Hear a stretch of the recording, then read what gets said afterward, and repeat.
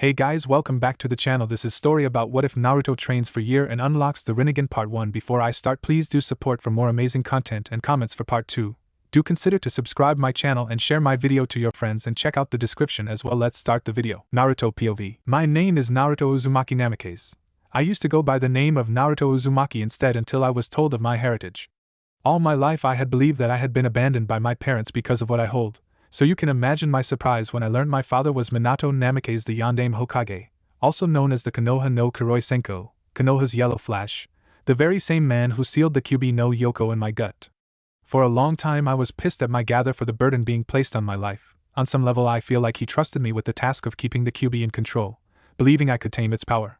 But there are some times where I wish I had never entrusted with the task. My mother was Uzumaki Kushina, Red Death of Konoha, from Yuzushiogakure no Sato, village hidden among the whirling tides.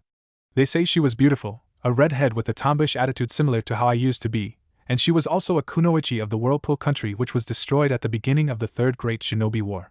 My mother was the only known survivor, as there was no proof anyone else had survived. The only problem is that she is assumed to be dead, meaning she either abandoned me at the hands of the village or she passed on but went missing. I had learned about my heritage after I brought back Tsunade to be Hokage. Jiraiya had decided it was time that I should know who I really was.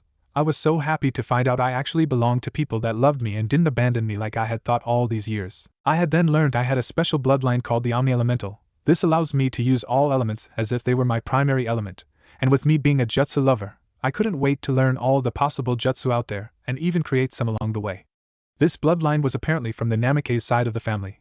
The Uzumaki side was a mystery, as my mother was a bit secretive about her past, as it was a painful issue to her when speaking to others about it. I am now 17 years of age. 4 years ago I was banished from my home village Konohagakure no Sato, village hidden in the leaves, all because of the foolish council thinking they know what's good for their village. I was banished for the sole reason of not completing a mission I wasn't even the leader of, the mission where I had to bring my ex-teammate, Sasuke Uchiha, back to the village, all because he left in order to gain more power. Of course the council in their infinite wisdom decided that he was too valuable to let to go and sent Shikamaru Nara, Kiba Inuzuka and his partner Akamaru Chuji Akimichi and Niji Hyuga. All of us pursued Sasuke through the forest because he had teamed up with the Sound 4. Eventually the group broke as they started to have one-on-one fights with the Sound 4 and then their fifth member, Kimimaro. Chuji and Niji both ended up near death after defeating their opponents, Jirobo and Kidamaru. Kiba and Akamaru were nearly killed by Sakan and Yukan, but were saved by the timely intervention of Kankuro. This situation was repeated with Shikamaru being saved by Temari from Taiyuya. I then engaged Kimimaro in battle for a while but was not a match for him. Rock Lee saved him in order for me to continue pursuing Sasuke. Gaara, in turn, saved Rock Lee, and both were then saved by Kimimaro's succumbing to disease. When I faced off with Sasuke, the battle ended in Sasuke's favor, but he chose not kill me. In the end, the mission was a failure, as Sasuke successfully joined up with Orochimaru. I was so weak back then I felt ashamed. After that mission I made the decision that I and he were enemies. The next time I saw him, only one of us would walk away. I now have many enemies despite being at the young age of 17, the Akatsuki, who are after me for the power of the Kyuubi for their own uses, Orochimaru, who most likely wants the Kyuubi's power himself, but honestly I just want to kill him for killing the Sandaime Hokage, the only person to ever be nice to be as a kid, and my ex-teammate Uchiha Sasuke. Not long after being released from the hospital I was called up to the council chambers that resided within the Hokage Tower. I still remember everything, even to this day. Flashback. Hokage Tower, Council Chamber. As Naruto entered the council chamber he could feel the tension that was in the air, which seemed to suffocate the room. Taking a good look around he was able to see all those that were present. At the top in the center was Shimura Danzo. He was a manipulative man who would use other people and sacrifice them if it meant getting what he wanted. There were also rumors that he had worked with Orochimaru on occasion, but it was never proven, just like all rumors on the man. The two other elders either side of Danzo were Udatain Koharu and Mitokado Hamura, ex-teammates of Hiruzen Sarutobi, the Sandaime Hokage. Udatain Koharu holds the belief that the group is more important than any of its individual members. Because of this, she always tries to do what she thinks is the best for Konoha, even if it goes against the Hokage's or her opinion. She is also quite demure, but does not let this stop her from voicing her opinion. In fact, despite this, Koharu is one of the few people able to put the fifth Hokage in her place when she oversteps her authority. Like Hamura, she is more militant than the Hokage she served under have been, and sometimes leans more to Danzo's point of view. Hamura is somewhat of an authoritarian, but he always has the village's best interests in mind. Like Koharu, he is more militant than the Hokage he served under have been, and sometimes leans more towards Danzo's point of view. The others in the council were all the clan heads of the Hyuga, Inuzuka, Aburame, Akimichi, Nara, and Yamanaka. Hyuga Hayashi was a strange person. Sometimes he either hated nor liked Naruto, But once he defeated Niji, he started to admire the boy as he defied fate, as one might say. He was, however, Namake's Minato's best friend, but because of the laws placed around Naruto, he was unable to anything for the boy, leaving him to the wolves, one might say. Inuzuka-tsum had always liked Naruto even before she knew who he was. She had liked him because his personality was more like hers in every sense of the word. The fact that he had a feral look about him didn't do any justice either. She was one of Uzumaki Kushina's closest friend. She had tried to adopt the boy into her clan, knowing he would be able to learn their clan techniques, as he is more of an animal, similar to all Inuzukas. Abirame Shibi had liked Naruto as he could relate with the boy, considering that his clan held bugs within their bodies much like Naruto holding in the Kyuubi. They weren't stupid to relate the two, as they were two separate beings. Shibi had actually gained some sense of respect for the Namakes, as he had been able to fight through all the insults, glares, etc. when any lesser man would cave. The Inoshikacho trio had also always respected and liked the boy, as they were probably the smartest clans out there. They could easily tell that the boy was just that, a boy. They had also liked Naruto for the simple fact their children admired him the more he grew up, which actually made them train harder than ever. They were all now sitting in their clan seats along with Tsunade in the Hokage seat. On the other side of the room sat the Jonins and Chunins that were Naruto's friends and senseis, as they had been told to come. Danzo, looking as Naruto with narrowed eyes, spoke up. "Do you know the reason for why you've been called?" he asked the confused blonde-haired boy who blinked at him. Not really, I was just told I had to come here," Naruto explained with a raised eyebrow, as if asking why he was here. Danzo for a moment looked smug for some reason. "We, of the council, have viewed everything that had happened on the latest mission, and given certain circumstances, we have voted to have you exiled from Konoha indefinitely," he said with conviction, making almost every shinobi snap their heads in his direction in shock. "What?" Tsunade shouted in outrage. "Naruto Uzumaki failed to bring back Sasuke Uchiha and allowed him to go to Otogakure with Orochimaru. For that action he must be banished." Koharu spoke up while looking at Naruto with hate through her squinted eyes. "He also used his tenant's power while fighting the Uchiha, putting his life in danger along with anyone else who may come in contact with the boy in the future. Naruto Uzumaki is a ticking time bomb ready to explode," Hamura explained. "We wanted to execute him." The incident at the Valley of the End was not the only time that demonic chakra has been sensed. It was reported on his first mission out of the village, as well as during the Chunin exams and after them when Sunagakure was invading. "We gave him a chance, but enough is enough. However, we've seen how you favor the boy, so decided on exiling him instead," Danzo said, directing his attention to the angered Tsunade. Naruto, however, kept his head lowered. Luckily, all of Naruto's friends already knew of the Kyuubi and didn't see a problem with the blonde-haired boy, so it wasn't so much as a secret anymore. "His seal has not been damaged, it most certainly isn't breaking," Tsunade snapped. "Have you no faith in the Yandame's sacrifice?" The Yandame, gifted as he was not infallible. "And Jiraiya's been keeping an eye on the boy. He's a seal master in his own right. So you honestly think that he wouldn't notice if anything was wrong with it?" Tsunade was absolutely livid. How dare they? Just who do they think they're dealing with? The seal that the Yandame crafted for the boy was one of his own design. It's one of a kind, and only the Yandame knew how it worked properly. Jiraiya is not qualified to make decisions in the boy, and you are? Tsunade knew that she had to end this. The mutterings of the council, particularly the civilian half, it wasn't comforting. She opened her mouth to speak, but Koharu cut her off. "So you say that the seal isn't breaking? Well then, what excuse has Uzumaki got for using the demonic chakra? If what you're saying is correct, then the fact that he can call up the demon's chakra himself is something that's even more troubling. At least the Uchiha's seal warrants an excuse for his behavior. That little, how dare she?" Tsunade was struggling to keep her temper. Before anyone could speak, they heard chuckling. Turning to the owner of her, saw Naruto with his head down while chuckling, but not a humorous chuckle, but a hollow chuckle. "You know," he muttered, getting everyone's attention. "I was wondering how long it would take the council to pull this one, treating me as the scapegoat, all because you old bag of bones can't even shit right without help. So what do? Pick the usual punching bag to place all blame on because of your incompetence." He spoke with such coldness that many actually shivered from it, while the elders grew outraged. "Listen here, boy," Danzo started, only for a kunai to go flying past his head, cutting some hair off the side of his head. Looking ahead, he saw Naruto with his arm outstretched and a cold look in his eyes. "No, you listen to me," he practically commanded. Everyone else looked at Naruto in shock at the way he was acting. "You say I'm dangerous because I have access to the Kyuubi power and I'll use it to practically kill and destroy? If that is the case, then why is this village still standing?" he asked rhetorically while looking around. "I have every reason to say fuck it and release Kyuubi and reduce the village to nothing, but I don't, because I actually have people who see me for me and not some weapon, monster, abomination that should be destroyed. Everything I have ever done is for their safety. I have put my life on the line protecting everyone who is precious to me, and I'm the one on trial here, being told I am a ticking time bomb right now. You have no idea how close you are." He spoke as his flashed red for a second, then a sort of violet before going blue, which startled everyone there. "You are a danger to everyone here. It is only a matter of time before your presence brings destruction to Konoha." Koharu spoke through gritted teeth, anger clearly displayed on her face. All of a sudden, everything seemed to click in Naruto's mind before a small smile played out on his face. I know the real reason you're all doing this, he said with a smug tone, making the elders and the civilian council stiffen. Your fear for those outside the village is amazing. You're not worried about the people of this village. You're worried about yourselves, worried that I have a group of S-rank missing nin after me for the power of Kyuubi. And you know they will come for me, just like Itachi Uchiha and Kisame Hashigaki did recently, am I right? He asked with an arched brow. What? Some asked, confused, not knowing who this group was. The Akatsuki? Jiraiya spoke up, coming from out of the shadows, having listened to everything and had a scowl on his face. Are a group of S-rank missing nin after the Bijuu's power, for God only knows what, and what Naruto is getting at is that the elders and civilian council want to banish him to protect themselves. Everyone who had heard were gobsmacked that Naruto was in such danger, and yet the village were throwing him away to save themselves. That is irrelevant as of now. Right now we will place a vote, whether or not Naruto Uzumaki will be banished or not. Danzo spoke up, drawing all attention back to himself. All four?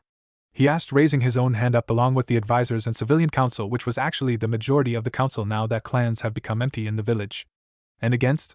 He spoke with a smug tone, already knowing the result as Tsunade and the clans held their hands up with defeated looks, but nevertheless showing Naruto their support. Naruto Uzumaki, you will be out of this village within 24 hours or you will executed. You can't do this, Tsunade. Naruto said, stopping Tsunade in her tracks after using her name instead of Bachan. Looking up at him, she saw Naruto, who had a smile on his face despite what's happening. Don't worry, this is the best for everyone, and you know it deep down, he said with a sigh, seeing her look down. Turning to Danzo, he got a smirk on his face. Oh, and when you record this down, I want my full name there, Naruto Uzumaki Namikaze, son of Minato Namikaze and Kushina Uzumaki, so when you people find yourself in trouble with your enemies, or if Akatsuki decide to attack anyway, don't you dare ask for my help, because as far as I'm concerned this village can burn to the ground. He said with crimson eyes, staring at the council before leaving the council chambers, leaving many people stunned at what they had just been told. He's the son of Sakura, spoke, not able to finish the sentence. Yet Kakashi answered with a sad sigh at failing his sensei's son. And this village has just banished him, Neji whispered in shock. The elders, civilian and shinobi sides of the council weren't faring much better, but Inoichi spoke what everyone was thinking. Dear God, what have we done? Flashback end. Obviously I wouldn't let the village burn just because of my anger at the elders, but for the first time in my life I just wanted them to feel fear, believing that I wouldn't help them. The only reason I ever would is because of Tsunade and Jiraiya, as well as my precious people. After that I had gone home to pack up all of my stuff along with scrolls on my bloodline and heritage. Before I could leave, however, Jiraiya had come to my apartment to give me a scroll from my father that he told me to open when I wanted to get really strong, and Tsunade soon came around with a couple scrolls on medical jutsu, knowing that I would need to be able to heal myself despite the Kyuubi healing abilities. After getting a biggest hug I ever thought possible from Tsunade, I had said goodbye to the two Sannin. I left my apartment, and eventually the village, to live my life only Kami knows where. After reading up more about my bloodline, I soon came to the point where it is possible to combine elements to create a sub-element so that I can recreate Mokuton, Hayatan, and many more. With this I just knew it would help me to become extremely strong. In the first few months I eventually came into a life and death situation when all of a sudden I blacked out. When I had woken up I felt stronger than I ever could feel. As I looked around I had noticed the air looked like an explosion rocked the place, until I saw a puddle where I noticed my eyes had turned a grayish-purple iris and scara with circular ripples in it. After some investigating I learned that the eyes were a bloodline, a dojutsu that was unable to shut off like the Sharingan and Byakugan. I soon learned that people viewed it as nothing but a myth, that the only person to have had the eyes was the Rakuto Sannin, knowing that it made me feel special for the first time in my life. It was also with this dojutsu that I seemed to gain knowledge in my dreams about jutsu only for the Rinnegan, as it was called, and that the reason for my omni-elemental bloodline was because the Namikaze were derived from the Rakuto Sannin, just like the Uchiha and Senju. However, the family tree had been lost for generations. It wasn't until about 5 months later, where I was on the way to Kumogakure to train more in my Ryujin element, and perhaps even my Rantan element, which I had read up on and learnt that holders of the particular sub-element reside in Kumo, as well as 2 fellow Jinchuriki. Of course I gained this information through some spies had recruited. This was also the same time I met my first Kumo shinobi, who would become friends with me as well as allies, and a Wagakure shinobi, who would become my enemy, father like son. It was also the day that something amazing happened. Flashback. Outskirts of Kumogakure forest. Jumping through the trees, Naruto was on his way towards Kumo in order to get his Ryujin element mastered, despite the fact that he is already well versed in that element. But it wouldn't hurt to go to the place that holds the most knowledge of the element to learn more. Just as he was about to jump towards another tree, he could hear the sounds of battle not far, and being the person he is, just had to know what was going on. So in that case he jumped towards where the battle was. As he got close he was able to pick out 4 Kumo shinobi, 3 females. 2 of them blondes, while one had red-brownish hair, and a male who had white spiky hair. Across from them were 20 IWA shinobi who had lecherous grins on their faces at seeing the 3 beautiful women, something he didn't like to see, but what he could tell is that the Kumo shinobi were a bit worn out while it was clear a battle had been fought given the damage of the area and dead bodies of IWA Nin. Damn, this is bad Yujito, can't you use the Nibi's chakra?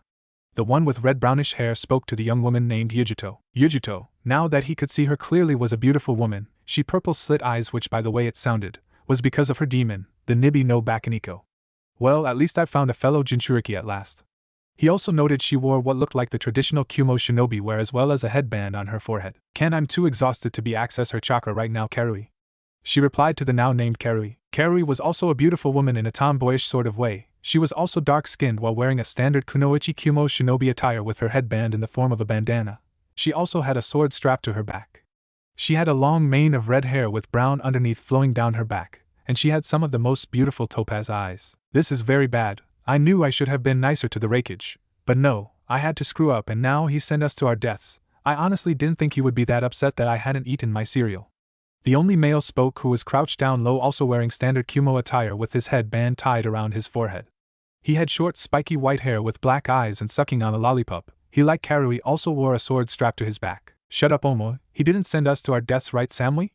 Karui asked the blonde woman uncertainty, who blonde short-haired woman with a massive chest stood lazily with one hand on her back as if leaning on it. She also wore similar clothing to Karui with a mesh shirt and a sword in her hand. Right, she said shortly. One of the IWA Nin started walking forward. Why don't you ladies just come peacefully, and we'll show you our appreciation, he said with a leer while his companions laughed harshly, making the woman feel a trickle of fear. You wish, Yujito said with a hiss. Oh? And who's gonna stop us from taking our prize? He said as his friends started moving towards the girls and Omo. Naruto, deciding enough was enough, took action. Jumping high up, he started swirling chakra in his right hand before diving down at the IWA Nin. Me! Rinnegan! Coming down fast, he smashed the Rinnegan down on an IWA Nin while catching a couple more in the blast radius. Standing up from his crouched position, Naruto looked down to see the dead body of the shinobi, and kicked him away while looking around him to see he had been circled by the shinobi, while the Kumo shinobi stood off to the side in shock at seeing what looked like a mini Yondaime Hokage. Who the hell are you? A gruff IWA Nin demanded. Wait a minute, another spoke almost hesitantly. I know you, you're Naruto Uzumaki Namikaze, aren't you, the son of the Yondaime Hokage? You were banished from Konoha all because you held the Kyuubi, huh? This is a once-in-a-lifetime opportunity. We can finally have our revenge, while taking the Kyuubi for ourselves. He spoke almost in glee while everyone stood stock still at the information. Kumo shinobi. The Kumo Nin were in no better shape as their jaws were hanging open at the information. Namikaze Ome mumbled. Son of the Yondaime Hokage, Samui almost spluttered out. Kyuubi? Yujito asked herself in shock. That's right, kitten, I could feel his presence anywhere, there's no doubt about it, and he's the container of the Kyuubi. The Nibi spoke in her mind. Why would Konoha banish their Jinchuriki? Fear, kitten, fear make people do a lot of stupid stuff, but if I'm right from what I can feel, banishing this young man was their biggest mistake ever. Why? I haven't felt power like him since the Rikudo Sannin existed. Unaware of Yujito's internal conversation, Karui had only one word that summed everything up. Whoa, with Naruto. Naruto narrowed his rippled eyes at the IWA Nin while gathering chakra around him ready for anything. Yes, but the question is, how the hell do you know that? The IWA Nin just chuckled. Information about you is being passed around pretty easily. It's as if someone's out to get you, kid. Don't blame them. Having the Kyuubi, being the son of one the strongest shinobi, and then there are your eyes, the Rinnegan. Seems like someone knows more about you than you think. Naruto's eyes suddenly turned icy cold. On his short journey he has had to kill many bandits and shinobi alike. At first he hated it but eventually got used to it, understanding that he had no choice. This was his life now, and either way, he would have to kill eventually.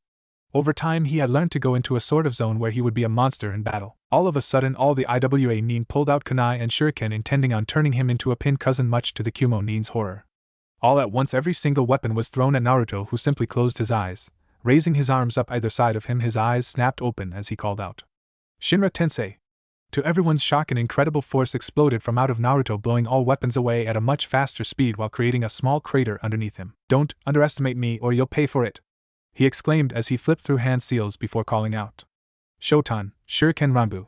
Lights started to shimmer around Naruto as shurikens started to form out of crystals before spinning around him like a tornado. Thrusting his right arm out in front of him, he sent his shurikens soaring for the 5 IWA Nin who were frozen in the spot, causing them to be shredded from the crystal shurikens that tore through the skin with such force that they slammed them into the surrounding trees. Sensing movement from his right, he spun around while flipping a kunai out of his sleeve, blocking a kunai in the hands of one of the Nin. Pushing against it, he caused the Nin to stumble back before he used his free hand to knock his opponent's kunai out of hand before thrusting his own into his heart and kicking the body away with his right foot and catching the kunai that he knocked away. Spinning around, he threw his 2 kunai at 2 IWA Nin, who came at him. hitting them in the foreheads, effectively killing them. 8 down, man, these guys are weak. If I didn't know any better, I'd say they were high genin. Low chunin. Hearing a noise that sounded like a swoosh, he spun around only to come face to face with the end of a katana when all of a sudden he seemed to black out. Mindscape. Opening up his eyes, he soon realized he wasn't in the same forest anymore. As he looked around, he could only see what looked like a tropical forest. Only when he looked up, all he could see was red, as if the sky was on fire, which was strange since he couldn't feel any heat whatsoever. I was wondering when you would come. A voice spoke up which sounded almost regal. Turning around, he came upon the sight of what looked like a man dressed in a samurai outfit. The only strange thing is that the outfit was made out of fire, while bits of it were metal, such as the kneecaps, elbow pad, shoulder pads, feet, and gloves. The outfit gave off a powerful feel, while also feeling like he should welcome it with open arms, like it's a part of him. Who are you? You're Zanpakuto. The figure spoke simply, as if no explanations were needed. Zanpakuto? What's that? Naruto confused. The figure chuckled behind its helmet. A Zanpakuto is a manifestation of a person's soul. It is extremely rare for a human to ever obtain a Zanpakuto, but that is irrelevant right now seeing as you have one. Anyway, Zanpakutos are unique to their owner, as the swords are both reflections of their owner's soul and power, and sentient beings unto themselves, hence me. The physical form of a Zanpakuto is a sword. This sword will be a representation of your soul and will be formed to be one with you in a way. So you're saying that you are a sword? And I'm the only one who can use you?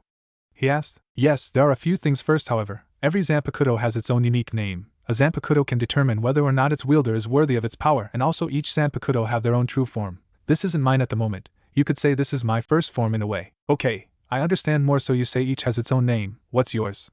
Naruto asked with a raised brow. Well, normally people don't hear their Zanpakuto's name straight away, but I got a feeling you aren't like the others very well. My name is Ryujin Jaka. As soon as the name was spoken, Naruto could literally feel the power that came just from the name. Ryujin Jaka, huh? I like it. Naruto spoke with a grin. Ryujin Jaka also chuckled. All Zanpakuto are different as they each have their own ability. Mine is the ability to control all fire, big or small. There are also different levels when it comes to Zanpakuto, which are sealed. This is the base form of the Zanpakuto. Like so, opening his hand, fire swirled around it before settling into his palm and stretching out, and eventually forming a sword. The sword was one of the most amazing things he had ever seen. It must have been at least 5 feet long, standard katana with a dark purple handle and a circular hand guard with what looked like a phoenix engraved around the edge. The scabbard was a royal purple with a red tassel that hung off the top just underneath the guard. This is the sealed form. The next form is called Shurikai, initial release, the second form available to a Zanpakuto. To activate it, the wielder needs to learn the name of their Zanpakuto. This is not as easy as simply picking a name, as the living spirit of the Zanpakuto already has its own name.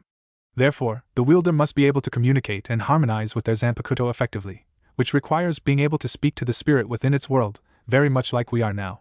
However, it is the third form, Bankai, that is most difficult to acquire. One must be able to materialize and subjugate their Zanpakuto spirit. Materialization means the opposite of getting dragged into the Zanpakuto's inner world. Instead, the wielder needs to summon the Zanpakuto's spirit into the physical world. It usually takes 10 years or more to achieve, plus the experience needed to master it. By achieving this, the power can increase tenfold. However, even with the usual time, I have faith in your ability. How come I have this power though? Naruto asked with a raised brow. That is a good question, my boy. Well, first off, what do you know about the Shinigami? Ryujin Jaka inquired. Just that it was the one to put Kyuubi inside of me. Correct. Ryujin Jaka said with a nod. But that's not all. The Shinigami goes around the world searching for pure souls, like you, to do his work for him in a way by giving them powers. A Zanpakuto, for instance, is a tool of the Shinigami. So you're saying I'm part Shinigami? Naruto asked in shock. In a way, yes, I am, but more of the fact you have been touched by it and given a gift. Ryujin Jaka explained. Well then, I guess I should put on my resume, Shinobi Jinchuriki Shinigami under job, huh? Naruto said with a chuckle. Haha, you must be careful though. With having the Kyuubi within you, it may corrupt the Shinigami powers. But be warned also that there will be people out there with Zanpakutos. They may not all be good either. Naruto's mouth was practically through the floor with the information provided and couldn't help but feel giddy. Awesome. So how do I use you, or earn work with you? Is that's the right way? I'm not used to this sort of thing. Ryujin Jaka just laughed. It's okay, my boy. In time you will learn as we grow together. But for now I will give you the knowledge you will need to use me. Simply touch the Zanpakuto within my hand, and all information needed will be given. He said, holding out his hand. Naruto without hesitation grasped the scabbard part when a rush of feelings flew into him, and power of the likes he had never felt before enveloped him in its pure energy while information flew to his brain. Outside world. Naruto suddenly felt like he had awoken from a dream until the world came into focus just as a katana was about to strike his head. Bringing his arm to block the hit, he didn't expect to find a katana in his hand. Bringing it up quickly, he blocked his opponent's katana and pushed him off, sending him back. Looking down at the blade, Everything that had happened moments earlier suddenly came back to him, causing a grin to form on his face. Putting the sword up in front of him so it was horizontal, he grasped the scabbard with his left arm tightly as he started pulling on the handle. All around him the temperature started to go up, causing everyone to back away from him cautiously as the grass beneath his feet started to catch fire, while a red haze covered his body. Kumo team, is the Kyuubi? Karui asked Yujito. No, this is something else, she replied while shaking her head. Where the hell did that sword come from? Oma asked, not expecting an answer. Samui eyed Naruto with calculative eyes. Who is this boy? Everything seems like some fairy tale. As soon as this over, I want answers. With Naruto. Naruto's eyes snapped open as his Rinnegan seemed to glow. Pulling out the sword all the way, he called out. Bansho Isai Kaijin Tenace, Ryujin Jaka. What came next was something no one would ever forget. Fire engulfed the katana with such unnatural heat that the surroundings started to catch fire just from the intensity. The fire from around the katana grew and enveloped Naruto himself, who seemed to be in a state of peacefulness as the fire shot up into the sky, turning the once blue sky red. And just like that, all the fire that surrounded Naruto vanished, only enveloped the katana, handle included, as well as Naruto's right arm. Placing the scabbard in his belt, he brought Ryujin Jaka in front of him and swung ahead, causing a wave of intense heat to spew forth, enveloping 10 IWA Nin. Unfortunately, they didn't have time to scream as the heat turned them to dust, incinerating them. Turning around, he jabbed forward, stabbing an IWA Nin trying to sneak up on him. Fire exploded from the katana, wrapping around the enemy as his screams pierced the air before he was burnt to a crisp, before copying the same thing with the last remaining Nin. Sighing in relief, Naruto placed the katana back in its scabbard, which dispelled the flames before he turned to see 4-stunned Kumo Nin. I don't know about you, but I could really do with getting to Kumo right about now. Flashback end. After that, they took me to the Reikage, where explained everything that had happened to me to him ever since I was banished, as well as the Zanpakuto. I was still in shock that I was part Shinigami, but couldn't wait until I found others like me. I soon learned a lot of techniques from my Zanpakuto, which are called Heido, which are the destructive spells, my favorite, and Bakuto, the more defensive spells, very helpful. They were classed as Kido, which is Demon Way. After the Reikage found out who I was, he decided that he would help train me, which made the 4 Kumo shinobi to look on in shock, which I had seen too many times lately. When I asked why, he simply told me that when I became a legend, that to mention he had trained me, which I had to admit, wasn't a bad deal. So from that day on, I learned from the Reikage and sometimes his brother, who called himself Killer Bee, the Hachibi no Kyogi Jinchuriki. They taught me a lot about right on, to the point where I could use it from any part of my body like it was nothing. I also learned some Ranton, not a lot, but enough to get me by. I stayed there for 6 months, integrating with their culture and getting to know everybody. I started seeing the Reikage and Killer Bee as 2 crazy older brothers, while I became closer to Yujito, Samui and Karui. I knew they were trying for my affection, but at the time I was unable to give it to them. Killer Bee had told me about an island where he learned to control the Hachibi's chakra and offered to take me. Despite how much I felt I needed to, I knew I couldn't at the time, so I told him I would when I was ready, seeing as I felt I was nowhere near strong enough yet. When I eventually had to leave, I said goodbye to everyone, except for the 3 girls. Nope. But I gave them each one hell of a kiss that they would remember for a while. My next destination was Kirigakure to learn about Suiton Jutsu, seeing as that is where they specialize in that element. While there, I had met Meiturumi the sexy, yet commanding Mizukage, and had found she was quite flirtatious with me, something I didn't mind considering her beauty. However, despite how much I wanted to, I had told her nothing could happen yet. While she was disappointed, she understood clearly. That didn't stop her from leaving me with something to remember. Soon after that, I ended up in Sunigakure, where I followed up on futon manipulation, since I knew all masters of the elements hailed from the great village. I progressed well in the art thanks to Gaara and Temari, who had felt like they owed the blonde young man for saving Gaara from the darkness. At some point during the 3rd year of my banishment, I finally opened the scroll Jiraiya had given me before I left, and what do I find within it? The entire Ika Ika Collector's Edition, as well as something else my father left behind, Hirashin no Jutsu, the very thing that made my father who he was now all mine. I also started learning from Tsunade's medical scrolls and had to admit they helped. I soon found my partner in crime, as well as one of my lovers. Instead of being in a relationship, we were what you could say friends with benefits, something we both were okay with considering our life at that moment. This person was the beautiful Kagura and Kai. Her emerald eyes and crimson hair always seemed to sway in mischief. She wore a black battle kimono that was slightly altered. It was altered in a way that it was very revealing. Yet to underestimate her would be a great disadvantage. She was carrying in her hand a wicked-looking demon scythe, Beni Akatokiyami, Crimson Moonless Dawn. The scythe had a bone-like handle and black up to 5 feet with a flat metal base for it to stand. At the top of the scythe where the blade is connected there is what looks like an emblem of a silver skull with ruby red eyes. Whereas the curved blade that is connected is black with red along the edges, making it looks like blood. The scythe, to my shock, was actually a Zanpakuto, the first other person have met who was part Shinigami. Apparently her Zanpakuto had explained it all to her. It seemed for some reason it was always in its Shurikai form. Ryujin Jaka had told me that it was either because it was too powerful, or she didn't have enough control, or maybe both. The advantage was that it never got in the way, unlike mine, which would make me walk around with a sword on fire 24/7. When she uses her Zanpakuto, it tends to increase her battle lust, which doesn't concern Kagura at all since she loves battle. With Beni Akatokiyami, Kagura can unleash some destructive techniques that could possibly rival me. Her techniques though tend to relate with the moon. Her expertise with her Zanpakuto had earned her the name Shizuhi Kijo, Scarlet Witch, because of her techniques and her crazy lust for battle. I had met her close to Kirigakure, where she thought I was a bounty hunter. Long story short, we fought, I won, she joined me, and we eventually had hot steamy sex. All jokes aside, she is the only person to come close to killing me aside from the Raikage. On the 4th year of my banishment, I had learned that Gaara had been kidnapped by Akatsuki but eventually rescued and brought back to life thanks to Konoha. I couldn't believe I didn't even know he had been kidnapped until it was way too late. I felt like the worst friend. What I did know was that if Konoha hadn't been able to save him, then Akatsuki would be wiped off the map. It was also during the 4th year that I was traveling past Amigekure when I was confronted by an Akatsuki member. However, this one was different, and the fact that she was female was a big starter, as everyone I had met or known about were male. Her name was Konan. She was a truly beautiful woman who held up a cold expression to hide her true feelings. But against someone who had led a harsh life, I could easily see it through her eyes, the pain, loss, hurt and regret. We had fought, obviously. I kept my eyes hidden so that no Akatsuki member would know about them should they know of them, which would make them my trump card, so to speak. I eventually beat her and spared her. Flashback. Konan and Naruto stood away from each other, both bloody and battered. Naruto's clothes were torn and he had cuts all over the place thanks to Konan's paper attacks, which honestly were a bitch. Konan wasn't much better. She was burnt, soggy and frazzled. Some of her Akatsuki cloak had been burned off, almost revealing. It was at that point that Konan dropped to her knees, admitting defeat, admitting being weak to beat her opponent. Naruto, seeing he won, turned away and started walking, confusing Konan. "Why aren't you going to kill me?" she asked, confused. Naruto looked back at her and had trouble keeping the blush down at how beautiful she seemed as the sunlight broke through the clouds. "I see no reason to kill you," he said as she looked at him in disbelief. "But I'm your enemy," she exclaimed, showing emotion for the first time in a while. "You know what pain really is. I can see it in your eyes," he said as if it was the simplest thing. "What would you know of pain?" she asked with an edge to her voice. Naruto walked over to her and knelt by her.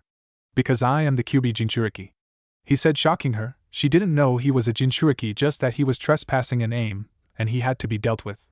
"We Jinchuriki are the epitome of pain, agony, loneliness. We feel it all, and what's worse is we're treated like nothing but scum or being made into tools for other people's own selfish needs, and your leader is nothing more than one of those pathetic delusional fools," he said in a harsh tone that surprised her. "You don't know anything about him," she said sharply, trying to defend the man who had been with her always. "Really, you mean I don't know who your oh so great leader is, Nagato, or is it Yahiko?" he asked, nonchalant, causing Konan's eyes to widen. "How do you know who he is?" she questioned harshly. Naruto smirked. He was getting to her.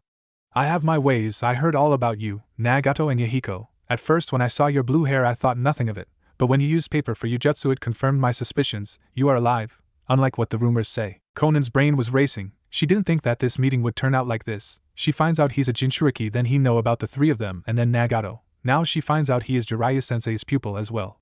"Maybe, just maybe, he can save me." "What do you want to do with your life?" he asked, startling her from her thoughts. "What do you mean?" she asked, confused. "I mean, do you want to live your life with a man who only sees people as tools to help with his grander plans, or do you want to be free?" Naruto asked, causing her to look down. "I don't know anymore," she said as she broke down in front of Naruto, crying for everything she had lost before, how her whole life had been a waste of time serving her childhood friend who would use her as long as it reached his goals. Naruto, seeing a broken down woman, hugged her, bringing his arms around her midsection, while she on reflex put her arms around the man's neck and cried into his shoulder. "You can leave with me," he suggested, startling her, not expecting that. "I can't. He would find me and kill me. It would be too dangerous," she said, as much as she wanted to go with the man that had made her see reality. Naruto shook his head and lowered the glasses he wore to cover his eyes, revealing his own Rinnegan, which made her wide-eyed. "I wouldn't let him, I promise," he said with a grin which caused a tint of pink to appear on her pale skin. "How do you have those eyes?" she asked, confused as she thought no one else would get them. Naruto sighed and massaged his temple. "Honestly, no idea. One minute I was near death and woke up in an empty battlefield with these eyes. I will protect anyone precious to me, and if you come with me, that means you too," he admitted, as he wanted her to come with him to live a more peaceful life than as a tool. Konan was stuck. She could leave Akatsuki and live the life she had always wanted, or she can stay and be a tool to be used and thrown away at a later date. Konan, however, was too afraid. "I can't," she said solemnly, which Naruto nodded his head at. "I understand," he said as he stood up and started to walk away, which incidentally caused Konan to panic, realizing she may lose her chance at happiness. "Wait!" she shouted as she ran up to him and hugged him from behind. "What if I be your spy? I could tell you everything that is going on, and what's what, and when the time is right I can go with you," she pleaded, She did not want to lose this chance. Naruto pondered that thought but shook his head, crushing her hopes. It's too dangerous for that. If he suspects you of doing anything against you, he would kill you, he said, starting to walk forward, but she kept a grip on him. Conan, if you do this, you will be putting your life on the line. You would never be safe. I don't care. I've been in these types of situations before. In a way, I want to save him. But I know that won't be possible. You're the only one to ever be nice to me like this and see through my exterior. You're the only one to take notice of how I feel. Please give me this chance. Let me prove I can do this for you. I know you can't easily trust me for this. But if I help you take him down, I can free aim as well. I can become the leader and make an alliance with whatever village you will be with. She never wanted something so much before, and given this opportunity she had to make it work somehow. In some strange way she felt an attraction to Naruto as he reminded her of Yahiko, sort of, someone who would go out of their way to help people no matter who they were. Naruto seemed to think it over. While she would be valuable at getting information about Akatsuki, he didn't want to put her in that position that can be so dangerous. Fine, he said, turning around and saw she had a small smile on her face. But you have to be careful. I will come back for you eventually, one way or the other, he informed his new spy, getting an affirmative nod. With that she told him everything, how the 3 orphans were betrayed by Hanzo as him and Danzo struck a deal to kill the 3, where only Yahiko died, causing Nagato to turn on his path to peace, which was in the wrong direction as he thought so. She also told him how Nagato had taken up to using 6 bodies besides him to use the Rinnegan abilities separately. Basically she told him everything. And flashback. Ever since that day we had met up on occasion where we would share information about many things. It was one of these times we fell for each other. At one of the meetings we ended up in a makeout session on a field crowded by trees. I don't know how it happened, but I didn't complain. We started to open up a lot more as well. She told me everything about herself along with me doing the same. We eventually became lovers. At first I wasn't so sure about it, but after talking about how I needed to reform my clans as I was the last one, we decided to take the next step. It wasn't long after that I had finally learned the Hiraishin. Once I did, however, I met up with everyone important to me that I met up and gave them a special 3-pronged kunai in case they ever got in trouble. Which brings us to the present, where I felt a pull on my mind indicating a kunai had been used. Normal POV. Turning to Kagura he said, I've got to go. Hiraishin pull. Someone must be in danger when you can feel my chakra followed as fast as possible, he said before giving her a full-blown kiss, which she gladly returned. I'll be there, she said with a flirtatious smile. A second later he was gone. Hai no Kuni, the land of fire. Border. Yujito and I had never been in such trouble before. All she was supposed to do was be on a mission to an outpost within a town to drop off a package, and that was that. Now though she was thinking something else was going on, and that something was Akatsuki. In front of the blonde-haired woman were the immortal zombie brothers Kakuzu and Haiden, and she was in major trouble of actually losing. Well, that was until teams from Konoha had appeared. Apparently they were after the same Akatsuki members. From she had heard the 2 Akatsuki had killed someone called Asuma, one of the team's senseis. Yujito had introduced herself as the Nibi no Bakuniko Jinchuriki, which made sense to them with seeing her fighting these 2. And it was then they started fighting. Even she knew that was foolish. From her information on them, the teams sent were formed out of Shikamaru Nara, Ino Yamanaka, and Chuji Akimichi with Kakashi Hataki as the leader. The second team was formed out of Sakura Haruno, someone called Yamato, Kurinai Yuhi, and someone called Sai. However, neither team was getting far. They had seriously underestimated their opponents as they didn't realize just how powerful this Kakuzu was. They had found out he had 5 hearts, which was truly something they didn't expect, along with the fact he could use all the elements from some masked creatures. Their other opponent Haiden was the hardest as he was invincible literally. However, Shikamaru had taken somewhere else to do battle as he felt it had to be him. When Yamato, Kurinai, Sakura and Sai had gotten there, they had sent Sai and Sakura off to help with Shikamaru, as Sakura's medical ninjutsu and Sai's aerial jutsu could be very helpful. Up to now they had killed Kakuzu twice, meaning he had the hearts left. Kakashi had killed one using Raikiri, and the other one was killed by Haiden, who had been tricked by Shikamaru and ended up using Kakuzu's blood in his ritual sacrifice, thinking it was Shikamaru's. Kakuzu's remaining 2 masks had merged with Kakuzu's back. These masks were blue for Futon and red for Katon, a bad combination. Kakashi and his team along with Kurinai and Yamato were exhausted, and they knew if some miracle didn't happen they may never make it out in one piece. We need a miracle, muttered Kurinai as she surveyed the area and seen it looked like a great war had happened with all the craters and trees that had been reduced to stumps now. I know, but we have to everything in our power to stop this guy, Kakashi replied as he too was looking around seeing if there was anything they could use. I can see why this guy is part of the Akatsuki, said Yamato as he had run out of chakra to use any of his Mokuton jutsus that may make a difference. Ino and Chuji were practically exhausted and couldn't do any more jutsu. Ino's were ineffective as she needed the opponent to stay still, and Chuji couldn't get close enough without a jutsu shoved in his face. Kakuzu looked at the in amusement, knowing they were fucked. He was going to enjoy taking Kakashi's heart for his own and maybe Mokuton user or the Genjutsu mistress. Yujito, who had been watching by the side the entire time, still exhausted, realized it was now or never. I think I got just what you need, she said, gaining their attention as she pulled out an Hiraishin kunai.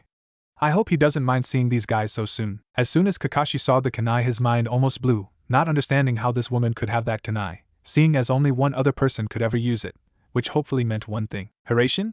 How do you have that? Kurenai asked, shocked. Yujuto just chuckled.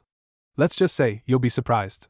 Once she said that she chucked the kunai as hard as she could in between herself and the Konoha neens where a crimson flash blinded them. As soon as the flash vanished, the Konoha team were in shock at seeing someone they hadn't expected in a long time. Naruto Uzumaki Namikaze was back. He now looked like an 18-year-old young man. He stood at an impressive height of 6 feet 2. He had blonde spiky hair with black highlights that stood up all over the place that flown down past his shoulder blades, much like Madara Uchiha's hairstyle looked like. His face was unblemished, not as much as a spot of dust on his tanned face. His Rinnegan eyes were on show for all to see. They still displayed some warmth in them, but not as much as they used to. On his left ear he had an earring of what looked like a phoenix that dangled slightly on a very short chain. His face was set into a blank stare, as if he was staring at nothing at all. He wore steel-toed black combat boot along with a pair of baggy black cargo pants with various extra pockets, a shuriken and kunai holster strapped to each leg due to becoming ambidextrous. He also had a utility belt with several pouches on it along with scrolls for easier use. He wore a normal black t-shirt that had an upturned collar covering his neck. On top of that he wore a black sleeveless trench coat with crimson fire licking the bottom, much like his father's own trench coat. Due to having no sleeves on it, his t-shirt covered up his biceps only. However, he did wear a pair of fingerless gloves which seemed perfect for fighting as they had metal plating fitted in. On the back of the trench he had the kanji for Shinkasenko, crimson flash, in gold stitching vertically. The trench coat's collar stood up covering his neck. Around his neck was also a beautiful silver chain necklace where it held a replica of a phoenix along with another beautiful necklace he had received from Tsunade Senju. And last but not least, Ryujin Jaka strapped to his left side in his utility belt, showing off its beauty while also being perfectly placed for a quick draw. Looking to his left, Naruto saw a panting Yujuto. Yujuto, what's going on? He questioned. Yujuto looked towards Kakuzu where Naruto followed her line of vision, only narrow his eyes. Akatsuki came after me. I was almost captured when those Konoha shinobi. She paused, pointing over to Kakashi and the gang where Naruto got his first look at them in over 4 years and gave them a nod in acknowledgement, and showing no bad blood between them. They sent some of their shinobi after the other Akatsuki member called Haiden, but this guy takes the piss, she said before she went on to explain everything that had happened up until he appeared. So gotta kill him 3 more times, huh? He said as if it was no trouble.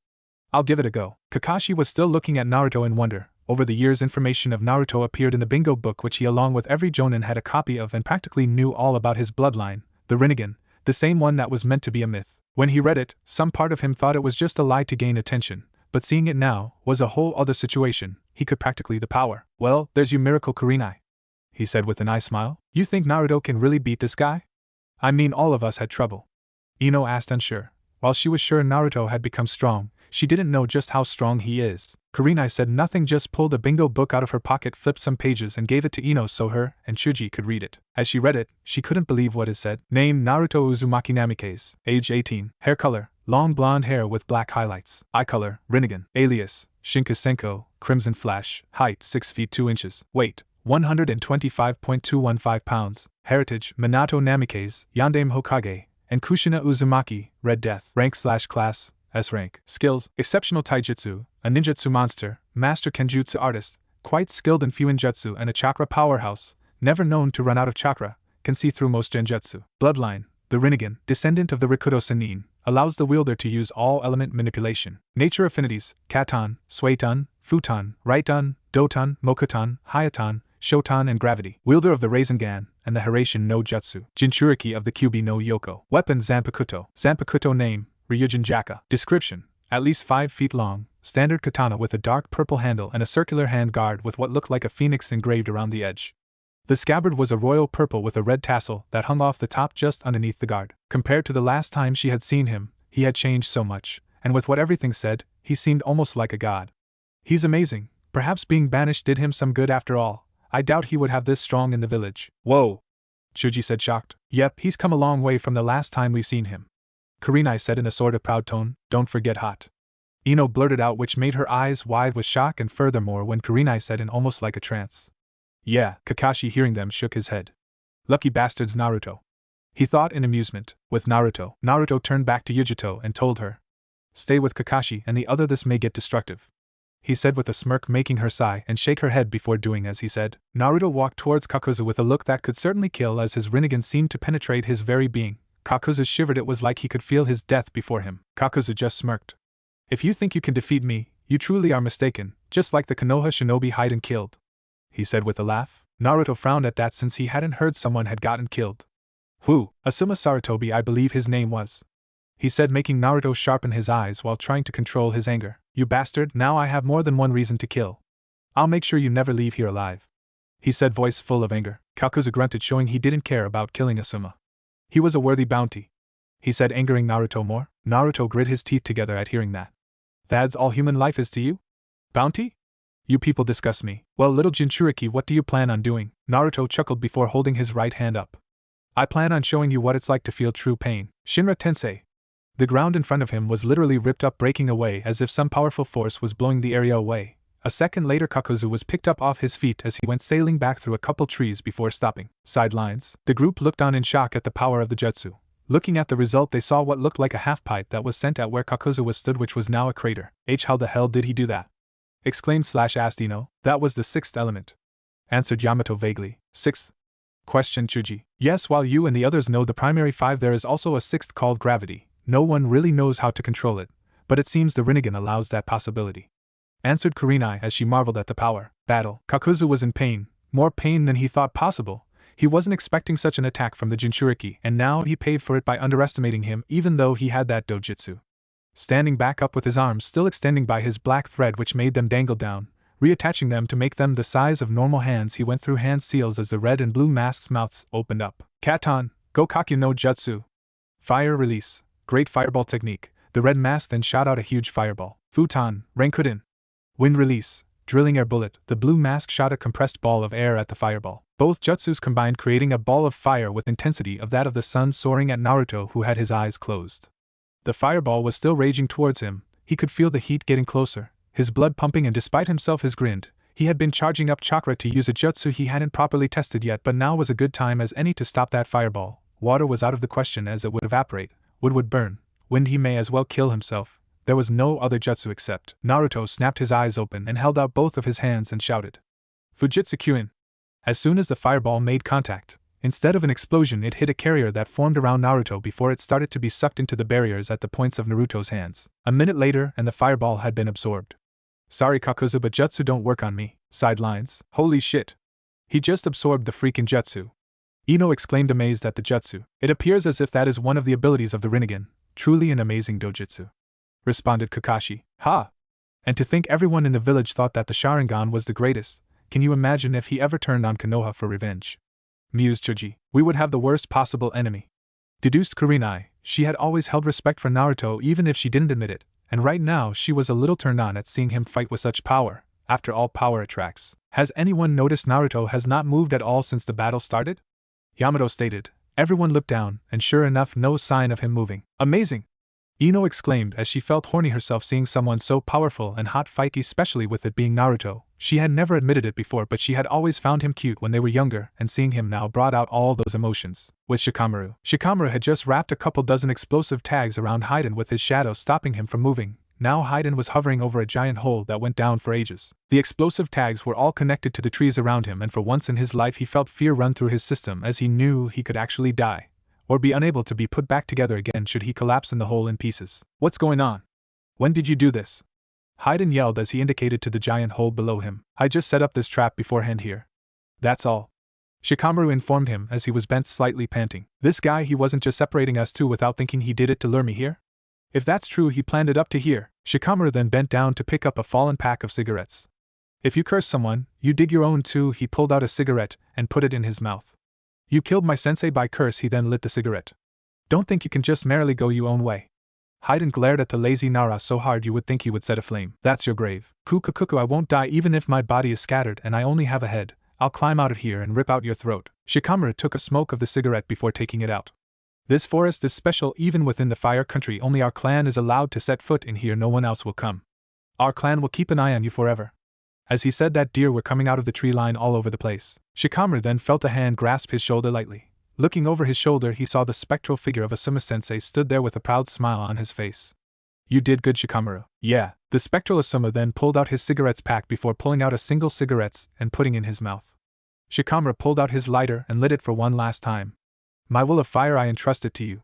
Those words echoed through Shikamaru's mind as if being told them. Goodbye, sensei, he said before he flicked the lighter at the bound-up figure of Haiden. The lighter then touched the first explosive tag, causing a chain reaction which caused a massive blast that rocked the area surrounding him. As the smoke cleared, Shikamaru looked down the blood-splattered hole to see the various parts of Haiden lying at the bottom while his head was facing him. Haha Jaya haha, well look at this, you've screwed me over pretty bad. Haiden's head yelled up at Shikamaru. But Jashin-sama will deal his retribution. Feel the WRH of Divine Judgment. Yeah, like I'm afraid of that. Shikamaru said as he pulled out a kunai with a wire attached to it. You and me, we believe in different things. I believe in the will of fire, but right now your god isn't that Jashin-sama or whatever, it's me. Pulling his kunai up to his face level, he said. Now I deal my judgment. He then threw the kunai with an explosive tag attached to the midsection of the hole, where it then blew up, making Haiden go wide-eyed. Like I said, you will feel the wrath of the divine Jashin-sama's divine judgment. Just you wait. Haiden yelled up like a crazed man as rubble fell on him. Jaya ha ha ha, I shall be the executor of that judgment. I can take you out with just my teeth. I'll bite you down into tiny little pieces. He yelled up as the last piece of rock fell on his head. With Naruto, Kakuzu had to admit, he was not going to win. This man was surely more powerful than anyone he had ever fought. He may even be more powerful than Pain, and that was saying something. Ha ha ha, you remind me of Leader-sama. He said he may as well help out the guy who proved to be more powerful than him and given him a good workout. Leader-sama? Naruto questioned. Yes, the leader of Akatsuki has your eyes, the Rinnegan. Naruto's eyes widened in shock. Of course he acted surprised as he knew already thanks to his informant within the organization. I'll have to remind to repay Konan-chan. Naruto nodded. I see. Not giving Kakuzu any chance, Naruto once more performed another jutsu. Mokutan, Jibaku Iso. Out of nowhere a tree started to grow around Kakuzu, effectively trapping him strongly even though he tried to break through. Kage Bunshin, he said as he created a clone. Putting his hand out, he formed a Rinnegan. His clone started to add wind chakra.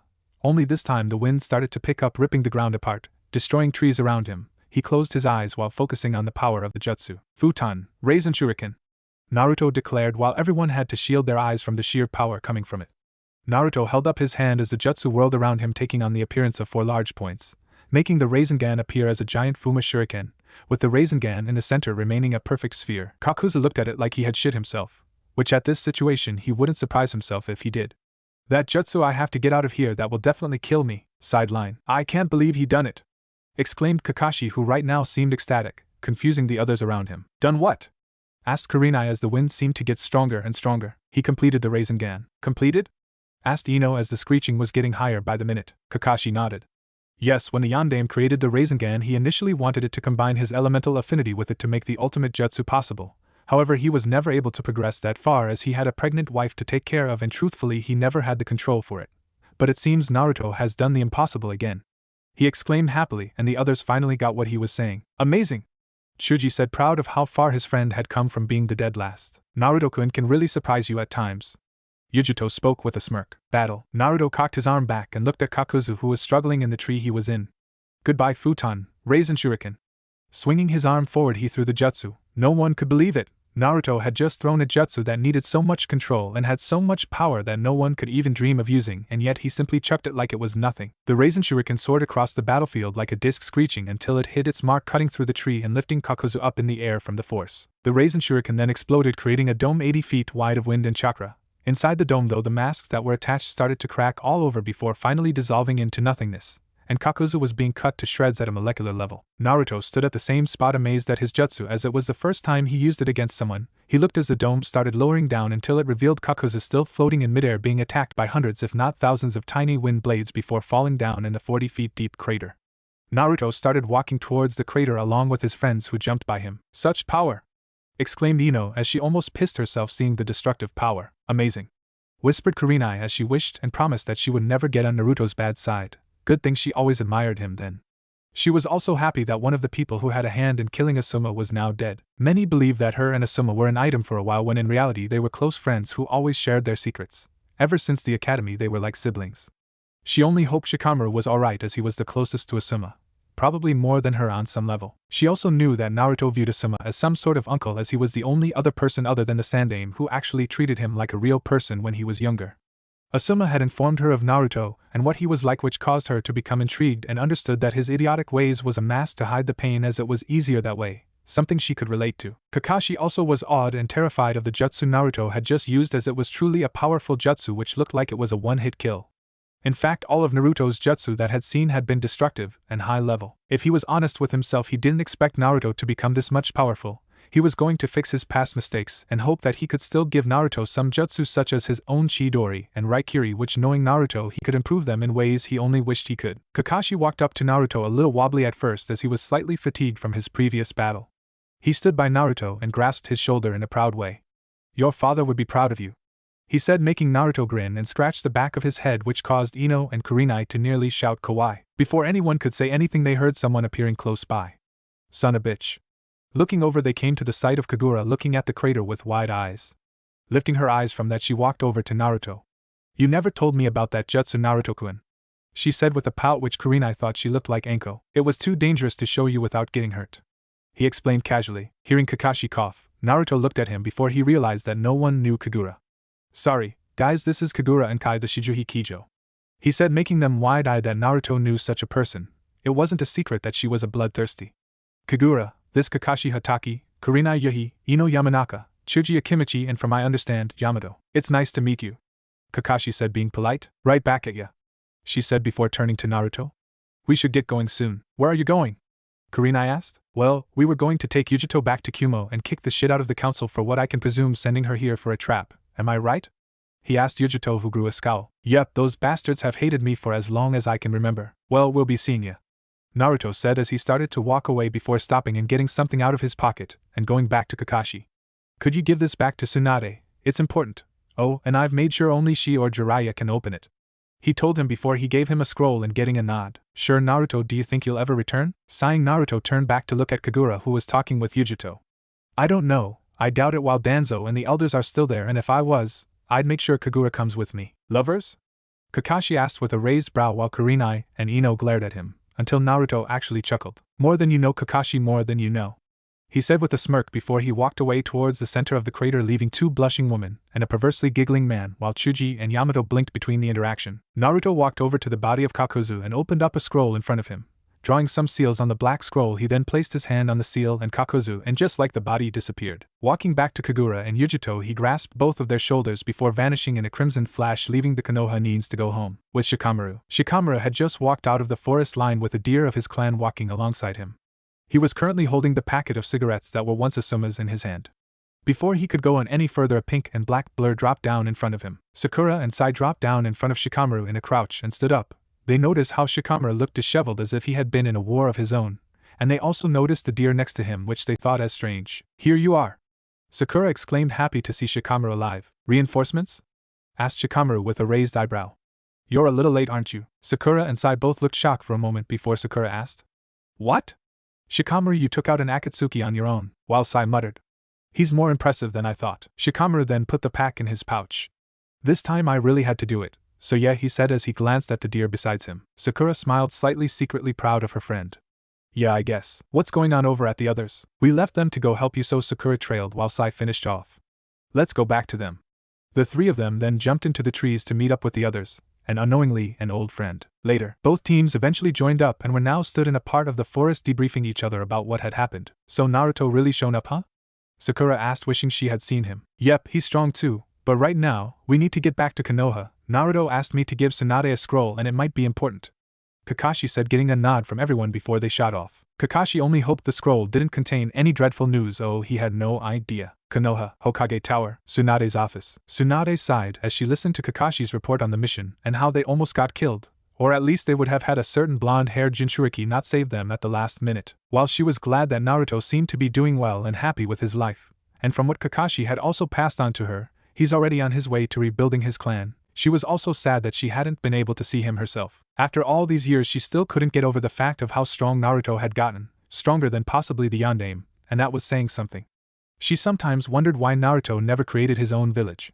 With his popularity, she knew it wouldn't be hard to recruit shinobi. To think that the very village she served had banished him out of their fear, on some level she was happy he was banished, not because she had ill intentions towards him, but rather because she wanted him to enjoy his life and what's out there rather than be stuck in a village that hates your guts. "Oh, and Tsunade-sama, Naruto told me to give you this," he said, handing her a scroll which she hastily took out of his hands and tore it open. Unraveling the scroll, she read it to herself. "Dear Tsunade, sorry I've not been able to make contact until now. Things have been stressful for the past few years, what with all the traveling and training for Akatsuki, Orochimaru and Sasuke. Anyway, hopefully when I see you we can talk about what I've done the past few years. Right now though, there is an important issue that Konoha needs to be aware of. Despite my anger towards Danzo and the elders, I don't wish to see Konoha burned to the ground.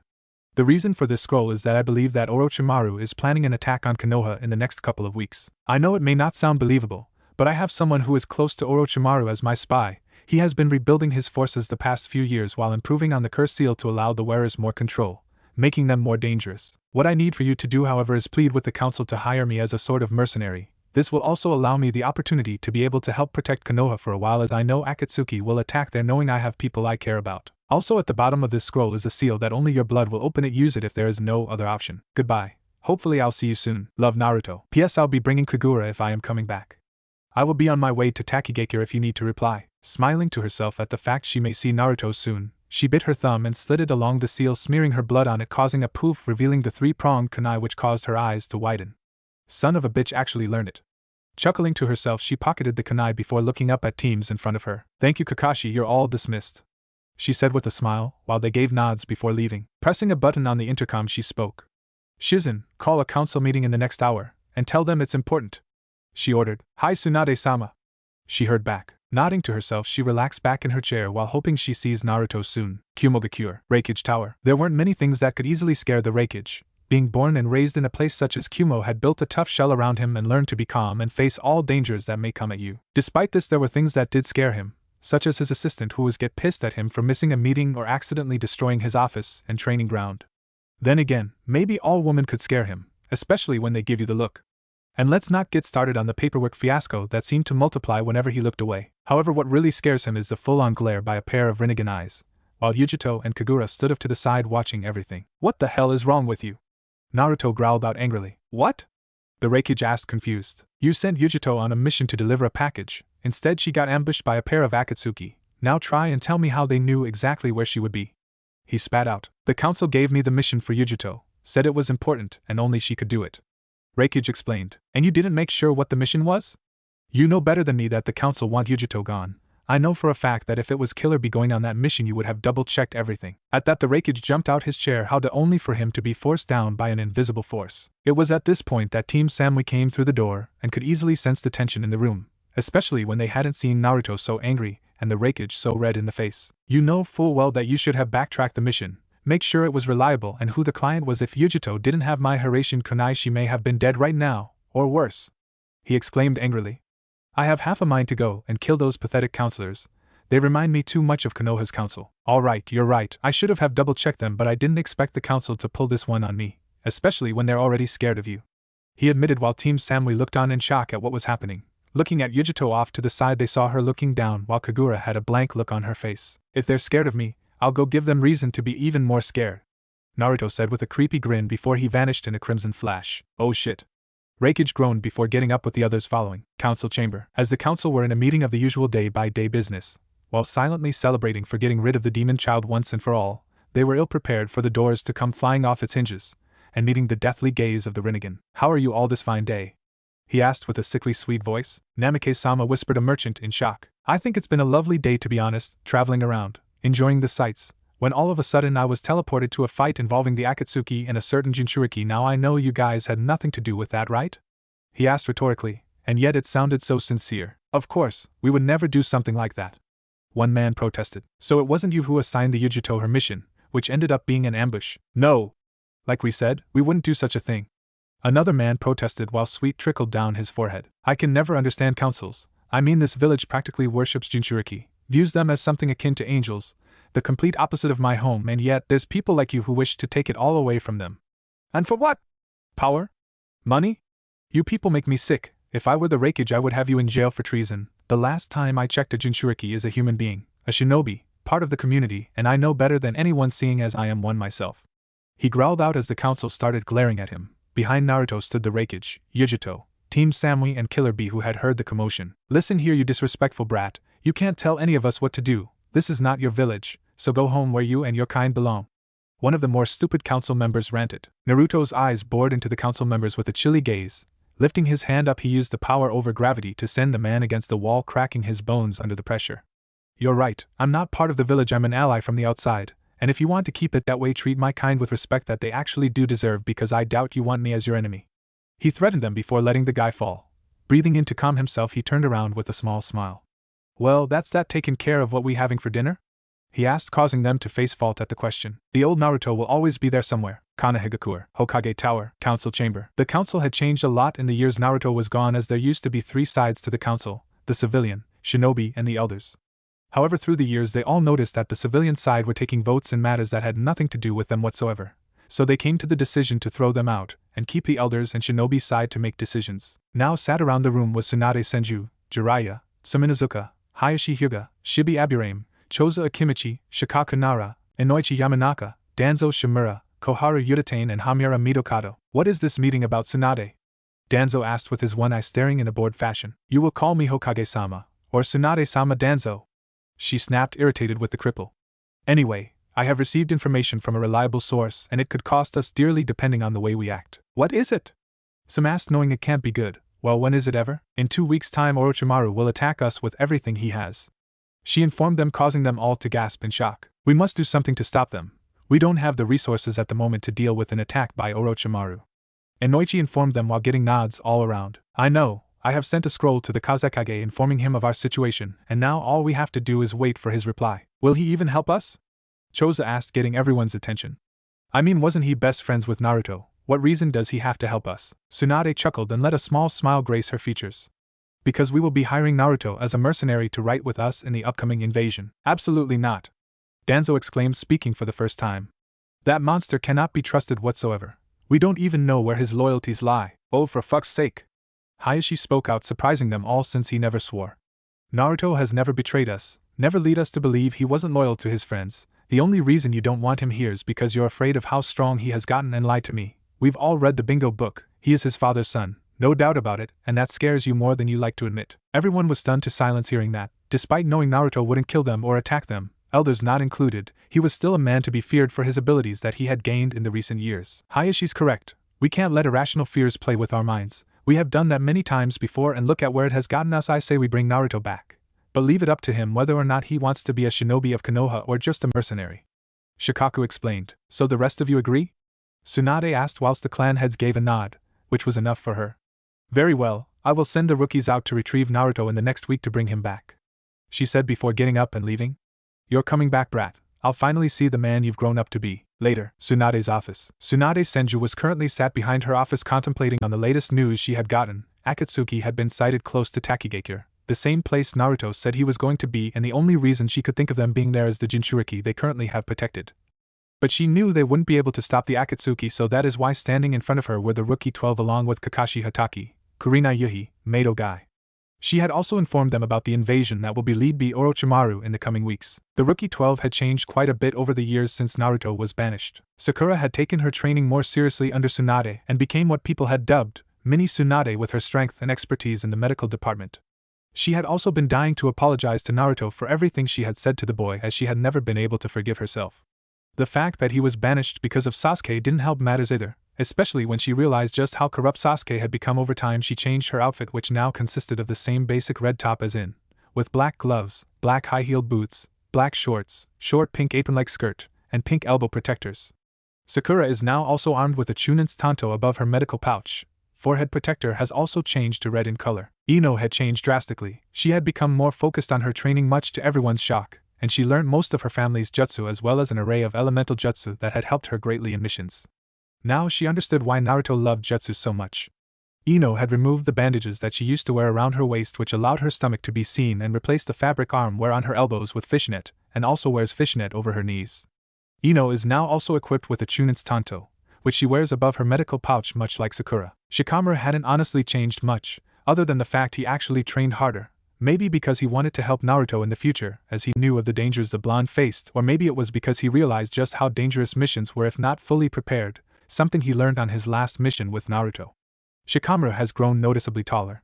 He has also gone under a costume change, sporting a different undershirt and pants, and changing his earrings from rings to studs, though the placement of his headband is the same place as it always was. Shikamaru has been equipped with a Chunin's Tanto. He was also wearing a flak jacket ever since he first became a Chunin. Chuji hadn't changed much either, other than deciding to take his training more seriously, since in the retrieval mission he was beaten within an inch of his life thanks to his family's pills. Ever since then he had never had to use them. Chuji has brown hair, swirl marks on his cheeks, and like the rest of his clan, he has a much rounder physique than most other people. He sports a red top with armor on his torso, arms, and upper legs, similar to his father. On the front of his chest armor is the obligatory kanji for eat. His brown hair has grown much longer, changes his earrings from rings to studs, and he now looks less overweight and more muscular, just like what he himself had always claimed, big-boned. Kiba also has changed a lot ever since Naruto was banished. He had become more of a controlled person. Instead of being a loud mouth, he was more calm with his nerves and able to fight better now that he didn't get angry fast. He has messy brown hair, sharp black eyes with vertical slit-like pupils, pronounced canine teeth, and nails that he can change into claws. He also has the distinct red fang markings of the Inuzuka clan on his cheeks. His outfit changed to a form-fitting black jacket and pants with a black forehead protector and black sandals. Shino was the same. Just like all Aburaim, he didn't really say much to anyone, and to be honest he preferred it that way as it was much more relaxing. Shino himself didn't like the way Naruto was banished since he had kind of admired the boy years ago, as he always felt like he was like himself in the regards of being an outcast. Shino has dark bushy brown hair, pale skin. His appearance became even more mysterious, with his jacket hanging down to his knees and the addition of a hood that obstructs his face even more and a satchel on his back. Hinata had changed the most though. She never stuttered anymore. She was probably the most confident person there and one of the strongest kunoichi. Ever since the banishment she had thrown herself into training non-stop, even to such levels that her father actually worried for her, which was a first. She had let her hair grow to waist length, and wears a white lavender jacket with navy pants with black sandals. Although she still wears her forehead protector around her neck, the cloth has changed to black in color. Tenten hadn't changed much at all. Since she didn't really know Naruto, it didn't affect her all that much, well, not to the extent it did in the others anyway. Her outfit had changed from a pink blouse to a white one and red pants instead of green. She now wears black fingerless gloves. Everything is still a reference to the Chinese culture. She holds a giant tool summoning scroll on her back that she uses when fighting. Lee had seemed depressed as he looked up to Naruto as he saw him as a brother of sorts, seeing as Naruto, like himself, was the dead last of their year. Hearing him being banished, he couldn't help but feel it was most unyouthful, which made him train twice as hard, to the displeasure of his teammates. Lee, well, he wore the same except for a vest top like many other shinobi, plus the fact he was much taller now. Niji had started mentioning fate a bit more again as he saw that with Naruto banished that fate had intervened, stopping Naruto from achieving his goal to become Hokage. Never mind the fact Sasuke was welcomed back like fuck all happened. Niji abandoned the bandages. Instead of the regular tan jacket and shorts, he now wears traditional white and black hyuga robes. This may have not only been to make his attacks easier, but to show that he is now closer to his clan. Niji is usually seen with a large tan and black drawstring bag, which he carries over his shoulder. Looking up, Tsunade held a grave look. I've called you all here for a very special mission that needs each and every one of you. Kakashi seemed to raise an eyebrow at that. A mission that needs us all. What could be so important? He asked, with everyone else silently agreeing. Tsunade folded her hands in front of her face and sighed. Akatsuki? That one single word was enough to stop any comments that had been on their tongues as they all stiffened up and drew in gasps, thinking and hoping that Naruto was involved somehow. And Naruto. They had all been told about Naruto's connection with the group and had trained as hard as they could to help fight alongside him. Whether he was banished or not, he was still a comrade. Sakura, who had her hands gripping the side of her skirt, looked at Tsunade with a grave look. What of Akatsuki? She asked, wanting to know what they would be facing. Akatsuki had been sighted close to Takigakure. At first I didn't see what they were after from there, until I realized they currently have a kunoichi there that goes by the name of Fu, the Jinchuriki of the Nanabai no Kabutomushi. She said, causing everyone's eyes to widen. What has Naruto got to do with this though? Kurenai asked, confused. I'll get to that in a moment, don't worry. She promised. Do we know what member or Akatsuki was sighted? Niji asked. Tsunade sighed and shook her head.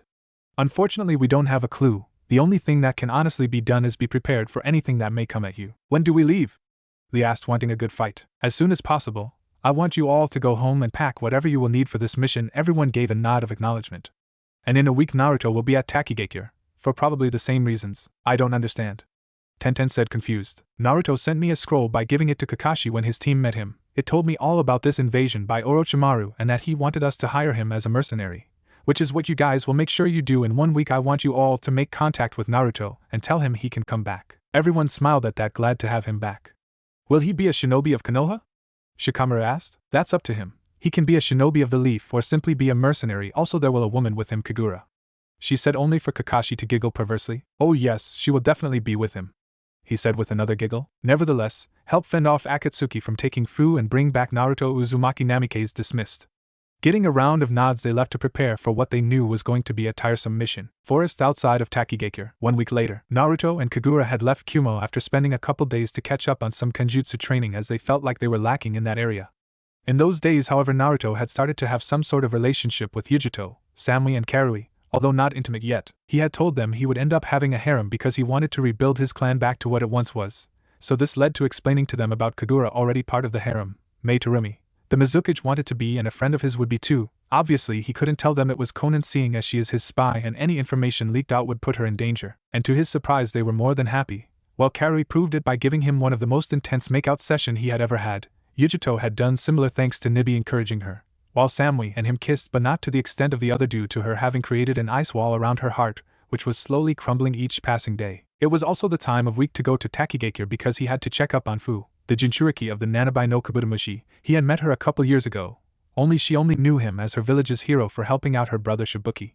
They had eventually gained a good friendship due them coming from similar backgrounds, as the only one who really liked her was her brother while the village just ignored her. Border of Takigakure, slave camp. In a dense jungle that went on for miles inside of Kusagakure, a bunch of bandits and some missing nin from various villages were laughing, drinking, and chatting about how they raided a small village, killing men, children and women alike. In the camp they had captured women who were ages 14 to 35 and imprisoned in cages as a sort of victory trophy.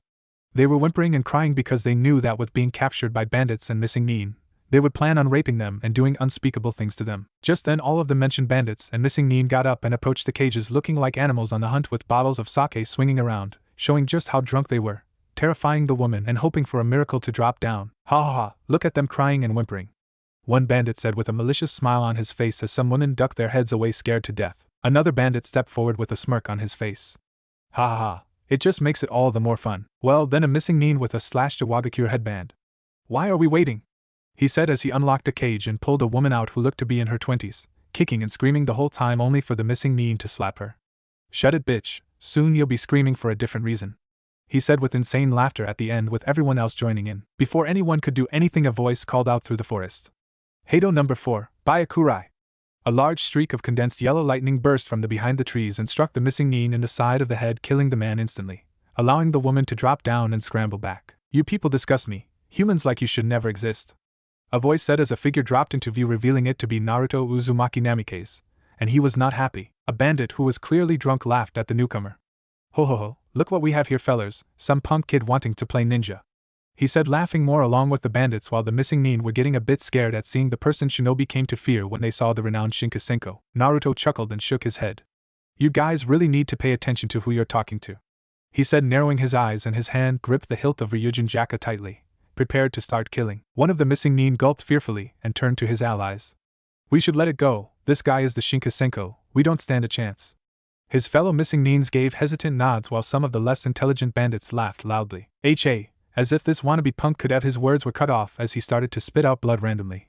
Looking down he saw a katana stabbed through his heart from behind him. Everyone else started getting panicked as they watched the blonde shinobi vanish from his spot and appearing behind the bandit, stabbing him in the chest like it was nothing. Heat started to come off of the stab wound before the person was completely enveloped in flames and turned to dust. Naruto suddenly turned around and shot forward with his sword dragging behind him as he started cutting down bandit and shinobi alike as if they were mere flies on the wall. Screams filled the forest as heads rolled.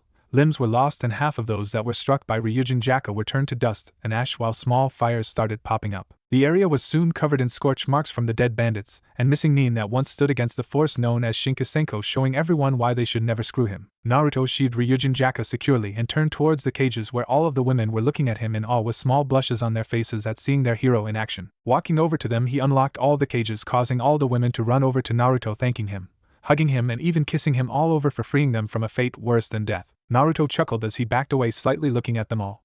Why don't I get you all back to your village so you can be with your loved ones? He said with a smile as they all nodded their head vigorously with giant smiles on their faces. Small village outside of Takigakure. Reaching the village, Naruto found all of the women's family, friends and loved ones were waiting at the gate for them. As soon as they laid eyes on the women they immediately swarmed them thanking the gods they had been returned to them before anything terrible could happen. Naruto watched the scene with a small smile on his face, glad he could reunite families with each other. Just as he was about to turn around and leave to get on his way, an elderly voice stopped him in his tracks. Wait a minute, young man, the male voice says. Naruto turns around to see a man who looked to be about 70, crouched over slightly holding an envelope in his hands walking towards him. Wait. Please take this money.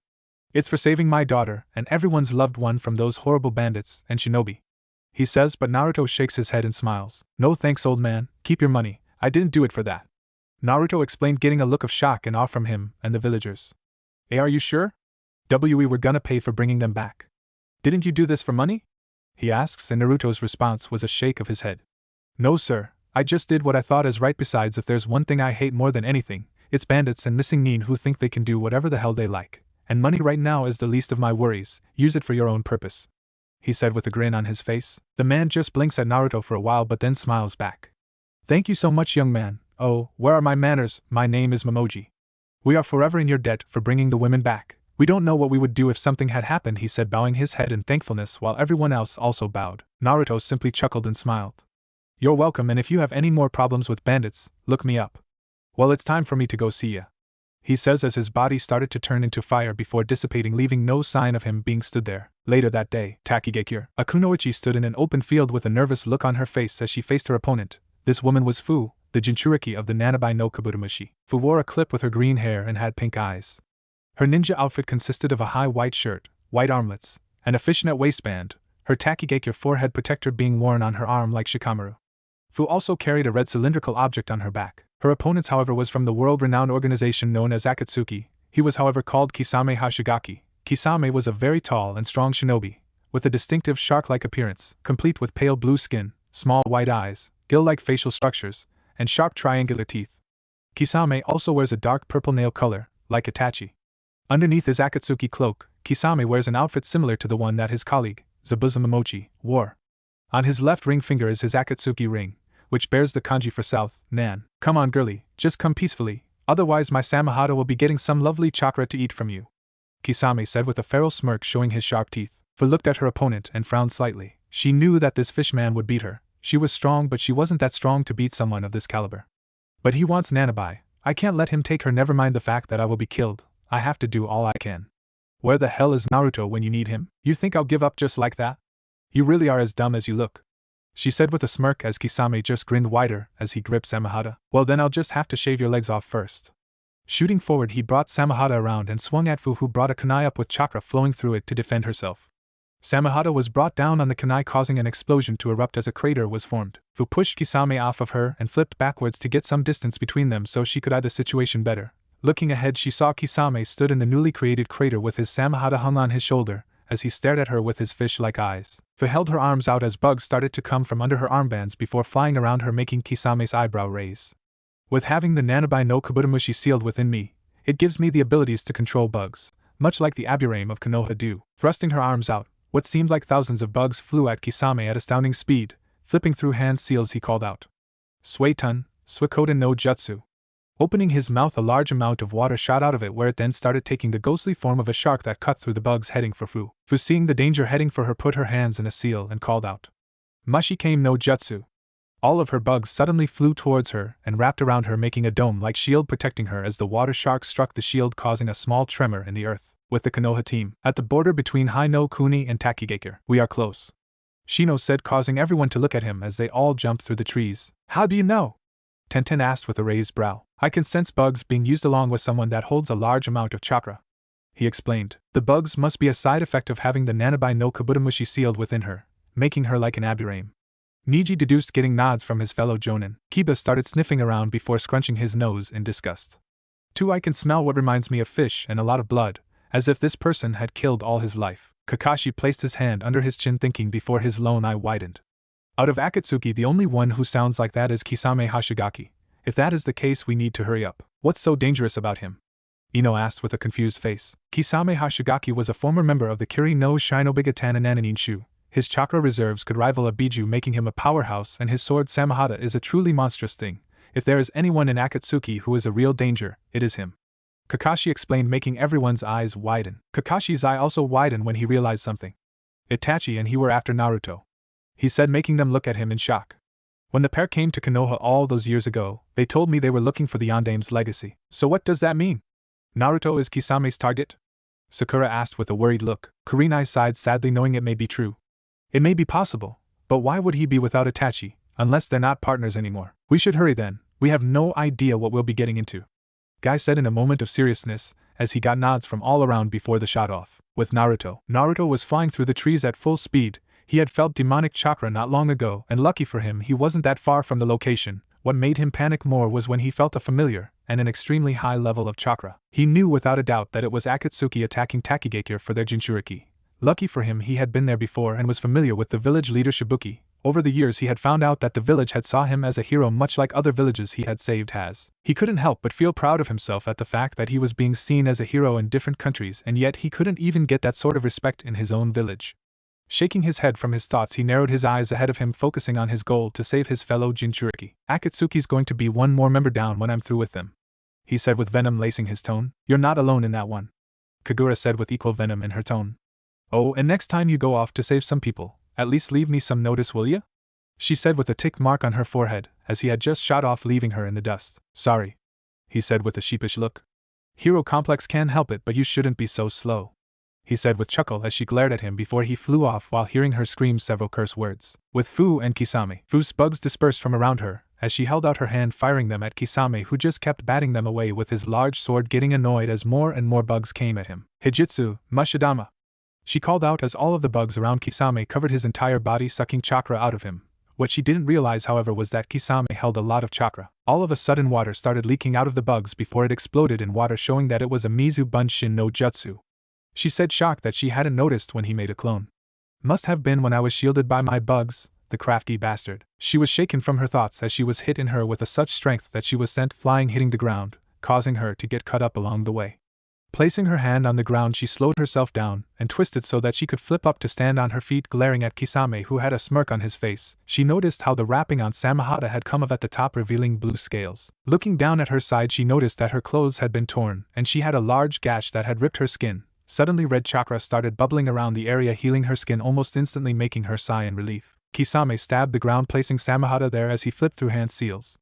Suetun, Suryuden no Jutsu. A large water dragon appeared in front of Kisame and shot at Fu, who was unprepared for the jutsu. Luckily for her, Kami was on her side as a voice called out, Doton, Doria Hiki. A large wall of solid earth rose up in front of Fu, shielding her from the might of the water dragon that slammed into it, causing water to splash over the area, some even getting Fu. As the wall lowered, Fu saw something she would never expect to ever see. 14 Konoha shinobi lined up in front of her. Snapping out of her shock, she said the first thing that came into her head. Who are you people? Kakashi looked back and I smiled. The Hokage was warned about sighting of Akatsuki in the area, and we are here to help you out, he said as if it was nothing. Why would you help me? She asked bitterly, wondering what their motive was. Let's just say we owe it to an old friend, Kiba said with a smile. Who? She asked, still suspicious of them. Naruto Uzumaki Namikaze, Kurenai replied, making the Jinchuriki's eyes to widen. Hearing that name, she automatically blushed. Naruto sure knows a lot of women, HM? She said with a suggestive tone in her voice before chuckling. Well, if you're all friends of Naruto-kun's, then you're friends of mine. Besides, he's supposed to be here by now. Kisame looked at the group and realized he was in actual trouble. While he may be strong and confident, he wasn't stupid. Sure, he may take a few of them out, but at what cost? This could be trouble. I best be going now, he said as was about to use a shunshin to get away. Mokutan, Jibaku Iso. Planks of wood shot out of the ground and curled around Kisame's arms and legs, binding him where he stood, stopping him from getting away. You're not going anywhere, fish face, spoke a very familiar voice to the Konoha shinobi. Everyone looked over to the side to see Naruto knelt down on the ground with his palm flat on the surface and staring at Kisame with narrowed eyes. It's about damn time, Fu exclaimed with a glare. He's late because he had to go be heroic and save people from a slaver's camp, Kagura said as she dropped down beside Naruto with her scythe in hand. The Kyuubi kid is here. Last time I saw you was a scrawny little bastard, Kisame said with a feral grin, acting like he isn't even restrained. Looking down at the wood, his grin got bigger. So you can use the Mokutan, huh? He said with a smirk. Of course, or haven't you read the bingo book lately? Naruto said, making Kisame scowl. What's the scowl for? You and Itachi break up or have a lover's spat? He said with a sympathetic tone while the others looked at him disbelief that he was taunting someone like Kisame. Kagura chuckled and brought her Beni Akatokiyami upwards. Say bye-bye, fishy, she exclaimed before charging her chakra up, causing storm clouds to appear in the sky while she called out, Kurwagetsuai no Hitoko. Swinging the Zanpakuto, a large bolt of black lightning soared towards Kisame, who looked up in shock as the bolt hit him, creating a tremor all around the group, to which they jumped back from. Did she get him? Hinata asked as she activated her Byakugan. I doubt it. He was probably a clone all along, Kakashi said, looking around with his Sharingan out. Naruto looked around but couldn't see anything. Closing his eyes, he expanded his senses before he snapped his out into a part of the forest. Shinra Tensei. And just like that, part of the forest was blown away, revealing Kisame with Samahata held in front of him, protecting him. Kagura swung her Zanpakuto in a horizontal arc while black lightning danced around it, and called out Kurwa Kaminari Kurasentoha. The lightning from around it shot out like a crescent wave, hitting Kisame dead on, sending him back against a tree. Before Kisame could do anything, he was interrupted as someone spoke in his head. Kisame, retreat for now. You are at too much of a disadvantage. We will retrieve the 2 Jinchuriki another time. Kisame sighed and attached Samahata on his back, confusing the group entirely. Well, looks like I've gotta go. I'll see you Kyubi boy some other time, he said with an evil cackle as he suddenly turned to water splashing the ground. Naruto, seeing Kisame gone, slammed his fist into the ground, causing a small crater. Damn it! Kagura also sighed in annoyance and stabbed Beni Akatokiyami into the ground. Come on, Naruto-kun, she said as she reattached her scythe to her back. Right, he also said while dusting himself off. Kakashi, seeing everyone was alright, stepped closer to Naruto. Naruto, he said, getting the blonde's attention, who stood up and looked at him. Tsunade-sama wanted to know if you were returning or not, he said. Naruto looked back to Kakashi and smiled slightly. Tell Tsunade I'll be there tomorrow. I still have some stuff that needs doing before I plan on doing anything. He paused as he looked at Fu, who was looking at him in amazement. I should get Fu back to Takigakure and to her brother Shibuki, he said. Kakashi smiled and gave a nod in acceptance and turned around to everyone else. Well, it seems like everything is alright here. We should head back now. Tsunade-sama would want to hear everything as soon as possible. Everyone gave a nod and gave Naruto one last look before jumping away, leaving Naruto to sigh in relief. Thank God, that was getting awkward with everyone staring at me, he muttered to himself. Oh yeah? Must be horrible having all the women look at you with lust, Fu said sarcastically. It makes things fun if you asked me, Kagura said with a perverted grin on her face. Naruto looked at Fu with a gentle smile. We should get to the village as soon as possible. Your brother is probably worried sick for you, he said, getting a nod from her as they started running. That night, Naruto, when he returned with Fu, had been thanked profusely for saving her by Shibuki, who had practically hugged him to the point he almost died from being unable to breathe.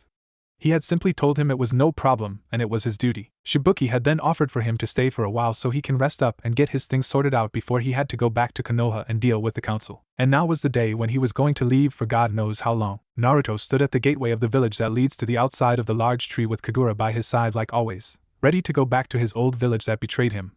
Looking behind him, he saw Fu and Shibuki seeing him off. Have a safe journey, Naruto-san and Kagura-san, Shibuki said with a small bow. Thanks, Shibuki-san. I doubt anything will happen though. Konoha's not far from here, he said with a small smile. He then noticed Fu's downtrodden mode and knew it was because he was leaving. He had known she started getting a crush on him but didn't want to pressure her into anything, so he had left it to see how things progressed. Walking up to her, he reached into his pouch and pulled out a 3-pronged kunai and held it out to her.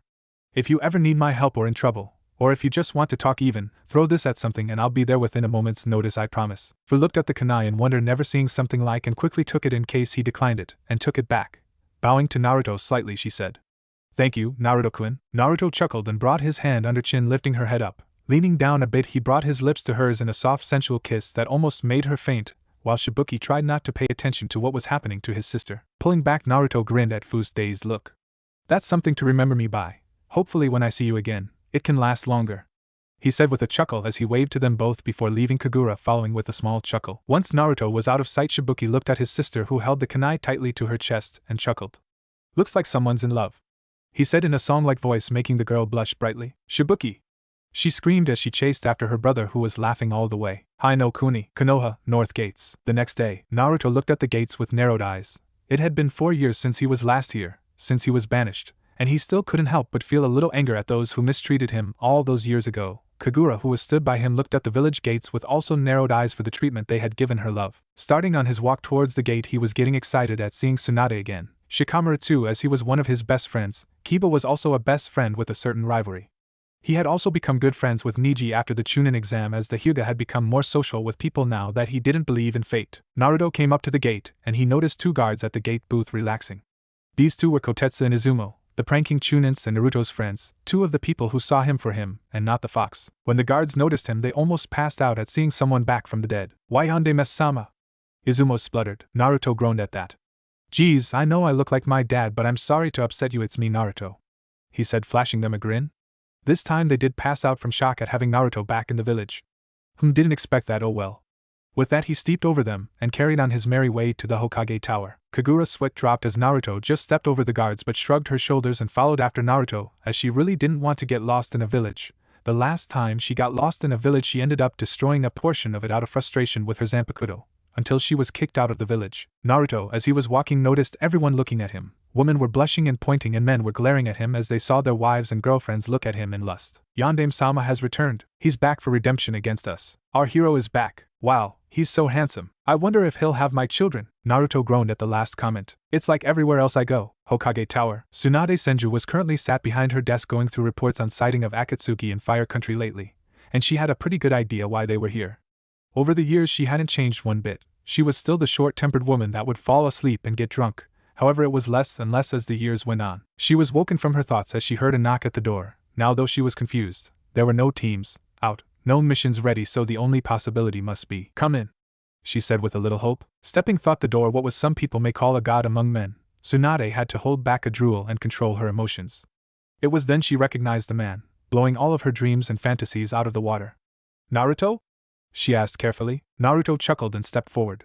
"Yep, it's me. I'm back for as long as you need me," he said with a soft smile as Tsunade's eyes widened to massive saucers. Tsunade had practically dove over the desk as she hugged the blonde to her, and what she found was a strong muscled male, taller than her, and she loved every minute of it. Naruto placed his arms around the woman, hugging her just as tight, enjoying the feeling of being with Tsunade again. He was interrupted when he heard sniffing. Looking down, he noticed Tsunade had a couple tears down her eyes. Wiping them away with his thumb as he held her cheek, he asked, "What's wrong?" "I'm sorry, so sorry for banishing you," she said softly as she held on to him tighter. Naruto grinned as he stepped back while wiping the tears away.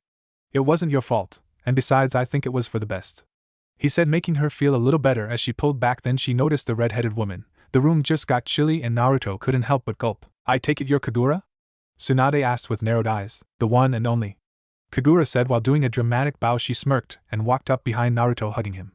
"I'm one of Naruto's lovers and future wife," she said, making Tsunade's eyes widen as she realized what she said. "One of Naruto's lovers?" she asked and shook. Naruto chuckled and waved a hand, trying to defuse the situation. "Well, I need to restart my clan, and as you know I'm able to have multiple wives to rebuild it. But we'll talk about that later anyway," he said calmly. Tsunade then went around her desk as Naruto and Kagura pulled chairs up to the desk and sat down. They looked just like Minato, and Kushina must be in the blood to like redheads, she thought to herself with a fond smile. "So when will I meet with the council then?" Naruto asked. Tsunade chuckled and looked down at her watch. "Actually, not long from now, we'll most likely need you to be tested against various shinobi just so everyone knows what you're capable of," she explained while getting a nod from the boy. That was when Shizen entered the office with some more paperwork. "Tsunade-sama, I brought you the rest of the paperwork you need to fill out," she started to say, but then stopped and dropped the papers on the ground when she saw the Yandame's clones talking to Tsunade. Her eyes were the size of dinner plates, and her jaw hung from her mouth. "Why, Yandame-sama? Why, you're alive?" she stammers, looking at the blonde-haired Adonis. Naruto and Tsunade blink and look her stump form until he spoke up. "Hey Shizen-chan.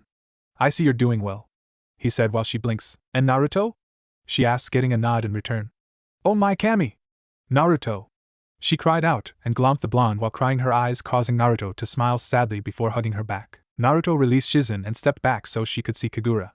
"Shizen-chan, this is Kagura, and Kai. Kagura, this is Shizen-chan," he introduced while each eyed each other up. "Hey," Kagura said with a slight wave. "Hi," Shizen said with suspicion. "It's nice to see you after so long, Shizen-chan. You're looking beautiful today," he says, making her look up and blush. Thank you, you look handsome too, Naruto-kun," she stated with a fond smile. Before anyone else can speak, another voice spoke up. "Well, would you look at this? You're here for only a few hours and already making women blush."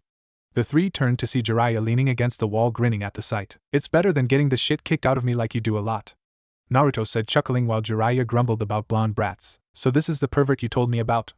Kagura asked Naruto while pointing a thumb at Jiraiya, who looked shocked. "Yep, this is him," Naruto said with a sigh, knowing what was coming next. "I'm not a pervert," Jiraiya said, sounding indignant. "I'm a super pervert," he yelled, only to get drop-kicked by Tsunade with a twitch in her eyebrow before sitting back down, leaving the twitching sage on the ground while Kagura chuckled and Shizen looked ashamed. Tsunade also chuckled and leaned forward. "So tell me, what have you been up to all these years?" Later, with Naruto. Training Ground 7. Naruto was sat down in the middle of a field in a meditative pose, legs crossed, eyes closed, and Ryujin Jaka laid flat along his legs while he held it with both of his hands. "We will start your Bankai training once the Orochimaru invasion is settled down. We must not allow any interruptions." "I know, but it may be easier said than done. There's not many places that won't attract attention." "What about that forest no one is allowed to enter?" The Forbidden Forest. All I need to do is make sure Anko doesn't interfere, which may be easier said than done. Hell, she will most likely want to join in. As long as we get the training done, then there is no problem whatsoever. You should get going to the meeting. I doubt they will wait any longer." "Right." Naruto's eyes snapped open as he came back to the normal realm before blinking, getting his sight back to normal. Standing up, he sheathed his Zanpakuto and took out a book from his pouch with the title Loveless on the front. Opening it up, he read a line out of it. When the war of the beasts brings about the world's end, the goddess descends from the sky. Wings of light and dark spread afar. She guides us to bliss, her gift everlasting. I gotta admit I'm good at my work, he thought with a chuckle as he went to the council chambers. Just like Tsunade said, everyone was in the meeting within the hour, having got the notice that Naruto was back and willing to work with the village once more. They were only glad that Naruto didn't hate the village enough to work with Orochimaru, even they knew they wouldn't win. It would be the Kyuubi attack all over again. Just then the doors opened up to reveal Tsunade, and what they could only describe the Yondaime reborn, and what looked like a younger Kushina Uzumaki. Once the three sat down, Tsunade started things off. Naruto Uzumaki Namikaze has returned to help us. He has also brought his partner Kagura and Kai, and you probably know her as Shijuhi Kijo, she said, causing gasps of surprise and shock while Kagura chuckled and grinned, reminding everyone of Anko. So that's the Rinnegan? Looks intense just from looking at them, Some thought while feeling a shiver run down her spine. Now that the demon brat is back, I can finally make him my weapon, Danzo thought with sadistic glee. And that bitch will be used for breeding stock. With the both of them we may actually come through this better than we expected, Shikaka thought with some enthusiasm. Tsunade, who also enjoyed their wide-eyed looks and stammering, decided to get back on the issue and looked at Naruto. Naruto, do you know why we had asked you to return to Konoha? She said professionally. Naruto sighed and gave a nod. Yep, Orochimaru's finally making a move at Konoha. Honestly, I was wondering when it would happen. He spoke, making the council tense, knowing they had fucked up. Tsunade, knowing this will start the meeting properly, also knew then still have to sort out Naruto's role in this. Before we get started, we should discuss Naruto's contract of employment. Very well, Inoichi said with a nod. So will you be reinstated as a Konoha shinobi? Hayashi asked with his usual stoic look plastered on his face. Naruto, however, shook his head. No, I still don't trust this village, he said, making them look down. While I may trust my friends and certain other people, there are sides of the village that are too corrupt for me to just bounce back in. For now, I'll just be a mercenary. Nodding his head, Shikaku spoke up. And what are your terms? Naruto just shrugged. Honestly? Normal pays for whatever missions I do. I get the feeling I'll be sticking around while Orochimaru and Akatsuki is still out there, but basically just as if I was still a shinobi. Also, I will only follow orders from Tsunade, no one else. That's fair, Choza said with a smile. What about your partner Kagura and Kai? Danzo asked with greed in his eyes while she felt sickened about thinking of what plans he had for her. Naruto narrowed his eyes and wrapped an arm around her. She will always work with me unless I say so. I don't trust anyone in the village when it involves her, especially people like you. We'll accept those terms as long as the majority are fine with it, Tsunade said while the clan heads gave a nod. Very well, as of now, you are a mercenary employed by Konohagakure. But what do you mean, Akatsuki? Shibi asked. He's probably already attracted them to us now, Danzo accused. Listen, you old fossil, Naruto growled at him. Akatsuki are going to attack here whether you like it or not. It's only a matter of time. If they can't find me, they would eventually attack the place where they know I have some friends. Naruto couldn't help but feel anger run through his veins just by looking at the old cripple now that he knew everything he had done. Well, almost everything. What he didn't know was that he was to blame for what happened between Konan, Yahiko, and Nagato, and if it wasn't for him, Nagato would never have joined Akatsuki. And that will draw you out in the open, Sim said, since she knew what it was like wanting to protect your pack. Yes, Naruto said with a nod. Akatsuki don't care who they kill. If they know by attacking Konoha will drive me out, then they will make sure they do as much damage as possible. And we all know that there is no way to stop them from breaching a village if they want to take Gaara's kidnapping, for instance, he said, causing them to remember that despite all of Tsunagekere's security and knowledge of Akatsuki, they still found their way into the village easily without anyone knowing until the last moment. Very well, Hayashi said, acknowledging what he said, knowing it to be right. What do you know of Orochimaru's plans? Tsunade asked Naruto. Not a lot, Naruto said with a sigh. But I do know he has a large force as well as Kabuto, his right-hand man, and Sasuke Uchiha, he said with a growl at the Uchiha's name. We can take this opportunity to get the Uchiha back, Koharu said with a smirk. Naruto stared at them in disbelief, as if not believing what was said. There is going to be an attack by Orochimaru, and you're thinking about getting the Uchiha back? What the fuck is wrong with you people? You would just let people die in order to get your precious Sharingan back? The Sharingan is invaluable, Hamura said with a stern gaze. Naruto laughed outright at that. That is fucking rich, isn't it? How long have you all gone on with no Sharingan? And yet this village is still standing. It's power-hungry people like you that end up destroying the village. He gazed before his eyes hardened into resolve. I promise you, when I met the Uchiha, his head is mine, and anyone who gets in my way. He trailed off as he held out his hand to a wall, confusing people until the entire wall was blown away. That will happen to you, he said, directing his gaze at the three elders, but more precisely Danzo, when he felt something coming from his concealed eye. Why is chakra circulating to that socket unless it's not as useless as he wants people to think? Oh, I got my eyes on you, bastard. Understood, But what we need to do now is to test you and your abilities to see what you can actually, and give the shinobi of the village an insight as to what you can do if they work with you. Tsunade said. Very well, where and when? Chunin Exam Stadium. It will allow anyone to watch and gives the best room to fight, and how about in 2 hours while I inform everyone of what's going to happen? Tsunade said while getting a nod. Well, that's all for now, dismissed. Tsunade said while everyone gave a nod and left. And Naruto, she said, getting his attention. Do your best, don't hold back. Later, with Naruto and Kagura. Naruto was walking down the main street on his way to the training ground, seeing as they didn't have much time left. Kagura was holding his hand while leaning on him, making all people around them jealous at what they each have. Naruto looked at Kagura and smiled at how peaceful she looked. You know, for someone who has a high amount of bloodlust in a battle, you sure are a softie, he said with a chuckle as she slapped him on the chest lightly. All thanks to you. I've never felt at such peace before. I was always on the run before, having to kill to survive. I just got used to it, and then I received my Zanpakuto. It made me become accustomed to killing, and sometime I enjoyed it. She said, a little sad at the end. Naruto chuckled at her confession. Sometimes when I use the Kyuubi's chakra, I enjoy killing, although it's when I kill people like bandits, rapists, and murderers. You shouldn't feel bad about it. For all you know, someone is alive because of you. Kagura smiled at Naruto's attempt to cheer up. Thanks, Narukoi. What are you going to do about Sasuke and the invasion? Naruto chuckled evilly. There's nothing to do except for the fact that I have to kill him. If he ever got Itachi's eyes, God knows what he will be able to do. He would be the next Madara Uchiha, only more insane. Kagura smiled into his arm as they walked closer to the training ground. You better not lose by underestimating him, or you and my side will get very comfortable, she threatened. Naruto chuckled nervously at that threat. You know I won't lose, especially to him, he said with a smirk. Do you know who you will be fighting now? She asked, since she didn't know anyone. Well, for taijutsu it will most likely be Mato Guy, since he's the best in Konoha. Genjutsu will be Kurenai. I doubt anyone's as good as she is. Ninjutsu will most likely be Kakashi. I'll show him exactly what he missed out on, and Kenjutsu could be Yugao Yuzuki or Genma Shirani. You're not worried?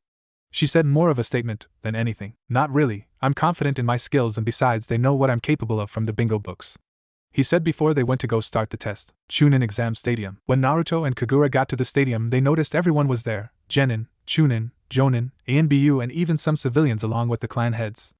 Apparently the news about Naruto Uzumaki Namikaze being the Rakuto Sannin heir had circulated throughout the village.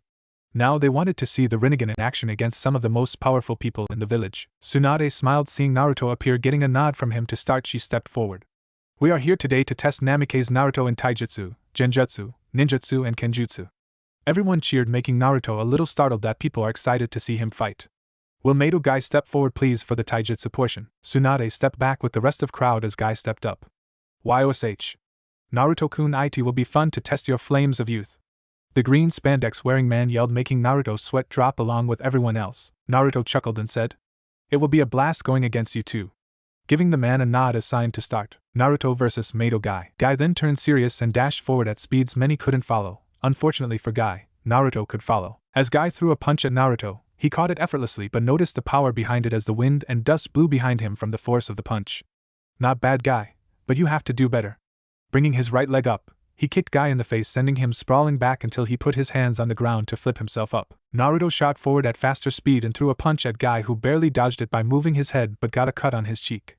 Guy repaid him in kind and grabbed Naruto's outstretched arm before pulling him down and kneeing him in the face. He then kicked Naruto up in the air, jumping up to hit Naruto. He never made it as Naruto regained his balance in midair and kicked Guy at the top of his head, sending him back down. Guy hit the floor hard but was back on his feet within seconds. In the air, Naruto was coming down fast. Guy jumped out of the way barely before Naruto punched the ground, causing a massive crater to appear while a tremor struck the area.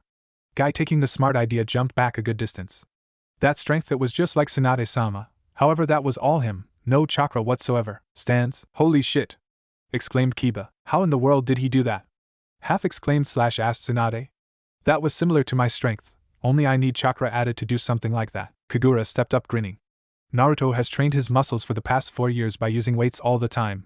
What you're seeing is just the beginning. It's like my Sage Mode strength, Jiraiya commented as he hadn't seen what Naruto is truly capable of. This is amazing! Exclaimed Shizune as she hadn't seen anyone use strength and keep up with Guy even with his weights on. I take it this is just the beginning? Tenten said sarcastically. YOSH. Naruto-kun's flames of youth shine brighter than ever, yelled, causing Niji and Tenten to sigh at his antics. I don't think I've seen anyone match Guy before, commented Kurenai. This is just starting, Kurenai. I get the feeling they haven't even broke a sweat, said Kakashi as he had put his book away for now. Fight. Naruto looked up at Guy, who had an unusual serious face on him, and to Naruto he just couldn't imagine this guy screaming about youth, or the like. Guy, you're going to have to take your weights off if you want to beat me. It seems you are right. Guy responded. He had only taken weights off out of respect for an opponent worthy of it. Taking the weight from around his wrists and ankles, he threw them to the side, causing an earthquake. You should remove yours as well, Naruto-kun, said Guy as he wanted to fight at full power. Naruto gave a nod before he took off his trench coat and his shirt. He then threw them over to the side, causing a crater appear while a tremor shook the ground, causing everyone's eyes to bug out. What were these people? Now Naruto stood topless with the necklaces around his neck. All the girls drooled at his ripped muscles, which kept flexing as he moved. Hell, even Tsunade drooled a bit. Both fighters vanished from everyone's sights, only reappearing when they either hit each other or dodged. Every now and again craters would form on the floor, small craters, but hell, they're making craters by punching each other. That's saying something. Whenever their punches connected with one another, everyone could feel the force coming from them, as they would get hit with wind ever so slightly. They were alerted when they heard a crash and saw Naruto picking himself out of the wall of the stadium. I got to hand it to you, Guy. You really are worthy of being called a taijutsu expert. Crossing his arms in an X formation, he started pumping chakra through his body, making glyphs appear all over his body, glowing bright blue. Stands. Oh, this is gonna get good, said Jiraiya, recognizing what Naruto was doing. What's he doing? Asked Tsunade, a little nervous and anxious. That's Yandere-sama's gravity seal, isn't it? Asked Kakashi, making many go wide-eyed. Yep, that's what helped Minato become the Konoha no Kiroi Senko, Konoha's yellow flash. It was his first step towards the Hiraishin, explained Jiraiya. Guy is going to have to release a couple of gates if he wants to remotely win, said Kakashi. Fight. Gravity seal. Release. As soon as Naruto said that, the glyphs his body pulsed before vanishing. Everyone felt the sudden chakra hitting them softly and oddly calming. Before anyone could even blink, Guy was sent soaring through the stadium wall. Everyone looked back to see Naruto in the exact same spot. Not even the dust had moved, a true testament on his newfound speed. Everyone, just by looking at Naruto, could feel the power oozing off of him. Before anyone could say a word, though, there was a sudden blast of chakra and the rubble that were around Guy were blown off. Hashiman Kaimon Kai. Hashiman Kumon Kai. Naruto looked in the dust cloud that had picked up when Guy opened the two gates, when all of a sudden a blur appeared soaring at him. Lifting his arm to block a kick, he felt the strain on his arm as the kick held a lot of power. Guy then kicked Naruto with his other leg, sending him flying up. Naruto, not expecting it, didn't have time to block, the same going for the knee to the chin while he was still in the air. Guy then started kicking Naruto all over the place, much like Lee did against Gaara in the Chunin exams. However, as Guy went for another punch, his arm was grabbed. Looking up, he saw the smirking face of Naruto before he was punched back into the ground, making a crater. Naruto then fell back to the ground and flipped to land on his feet in a crouch, waiting for Guy to resurface. Guy eventually stood back up, but in a relaxed pose, and smiled at Naruto. You have certainly improved, Naruto-kun. Let's finish this with more attack, he said with cheerful yet serious manner. Ready when you are. Naruto returned, crouching down slightly. The next second, the both shot off towards each at inhuman speeds. As Naruto came close, Guy threw a punch aimed at his head, only for Naruto twist under it and punch Guy in the gut with tremendous power. Ikatsu. A second later, Guy spat globs of blood out of his mouth before he blasted back against the stadium walls, creating a large indent of his body before collapsing down to the ground in a heap. Tsunade appeared by Guy and ran a diagnostic jutsu over him, and was relieved to find out he was okay, just knocked out. A punch like that would have split a person in half, and yet I could tell he wasn't using all of his strength for that. Standing up, she turned to Naruto, who had a serious face on him. Winner by knockout, Naruto Uzumaki Namikaze. Stands. Holy shit, what was that? Kiba exclaimed. It's a special technique he uses for a quick kill. Kagura explained. That was more than quick, but why is Guy still alive then if it was a killing technique? Yugao asked, confused. Be thankful that Naruto was holding back, or the green spandex wearing Guy would have been split at the torso, Kagura said with a bloodthirsty grin, causing people to back away. To think he had advanced so far in such little time, he truly is a prodigy of his time. Hayashi said with pride at his old friend's son. What's worse is that I doubt he would have improved this much if he had stayed within the village.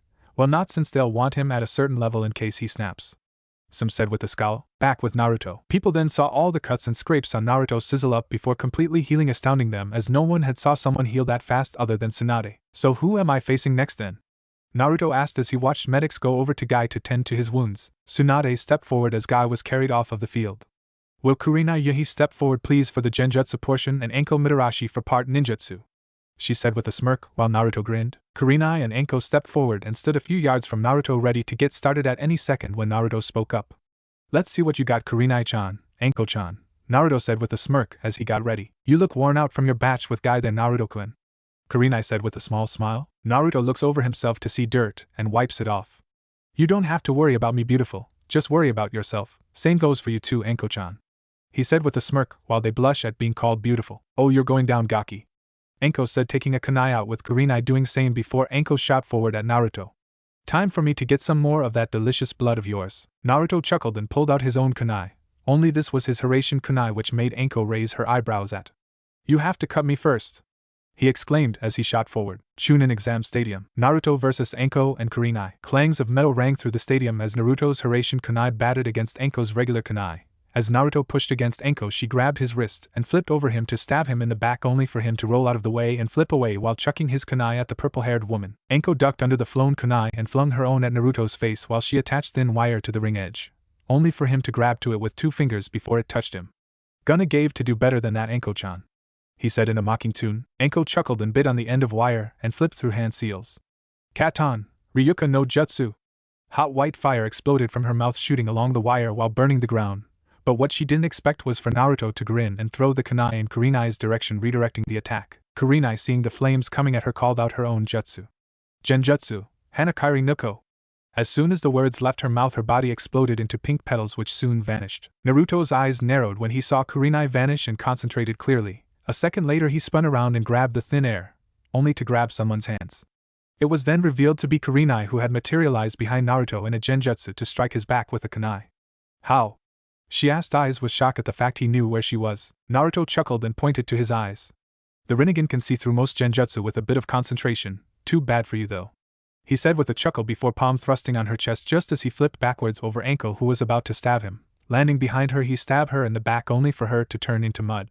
Tsuchi Bunshin no Jutsu? Katon, Gokakyu no Jutsu. Spinning, he came face to face with a large fireball that blew out of the real Anko's mouth, holding up his right hand. Shinra Tensei.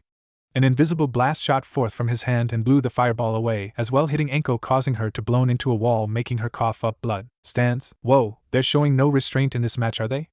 Ino said as she eyed the match. Not a lot of people can last long when these two are paired up together, Guy said as he had woken up not long ago. Huh? Why? Tenten asked, confused. Teamwork, Kakashi said with a chuckle. They know each other's skills better than they do their own. They would work together where Kurenai would cast genjutsu and attempt to take the opponent out, while Anko would do the job while the enemy is incapacitated. Simple yet effective, Niji said with a smirk. Yes, but I'm curious how long Naruto can last against them, Kakashi said. You think he can't win?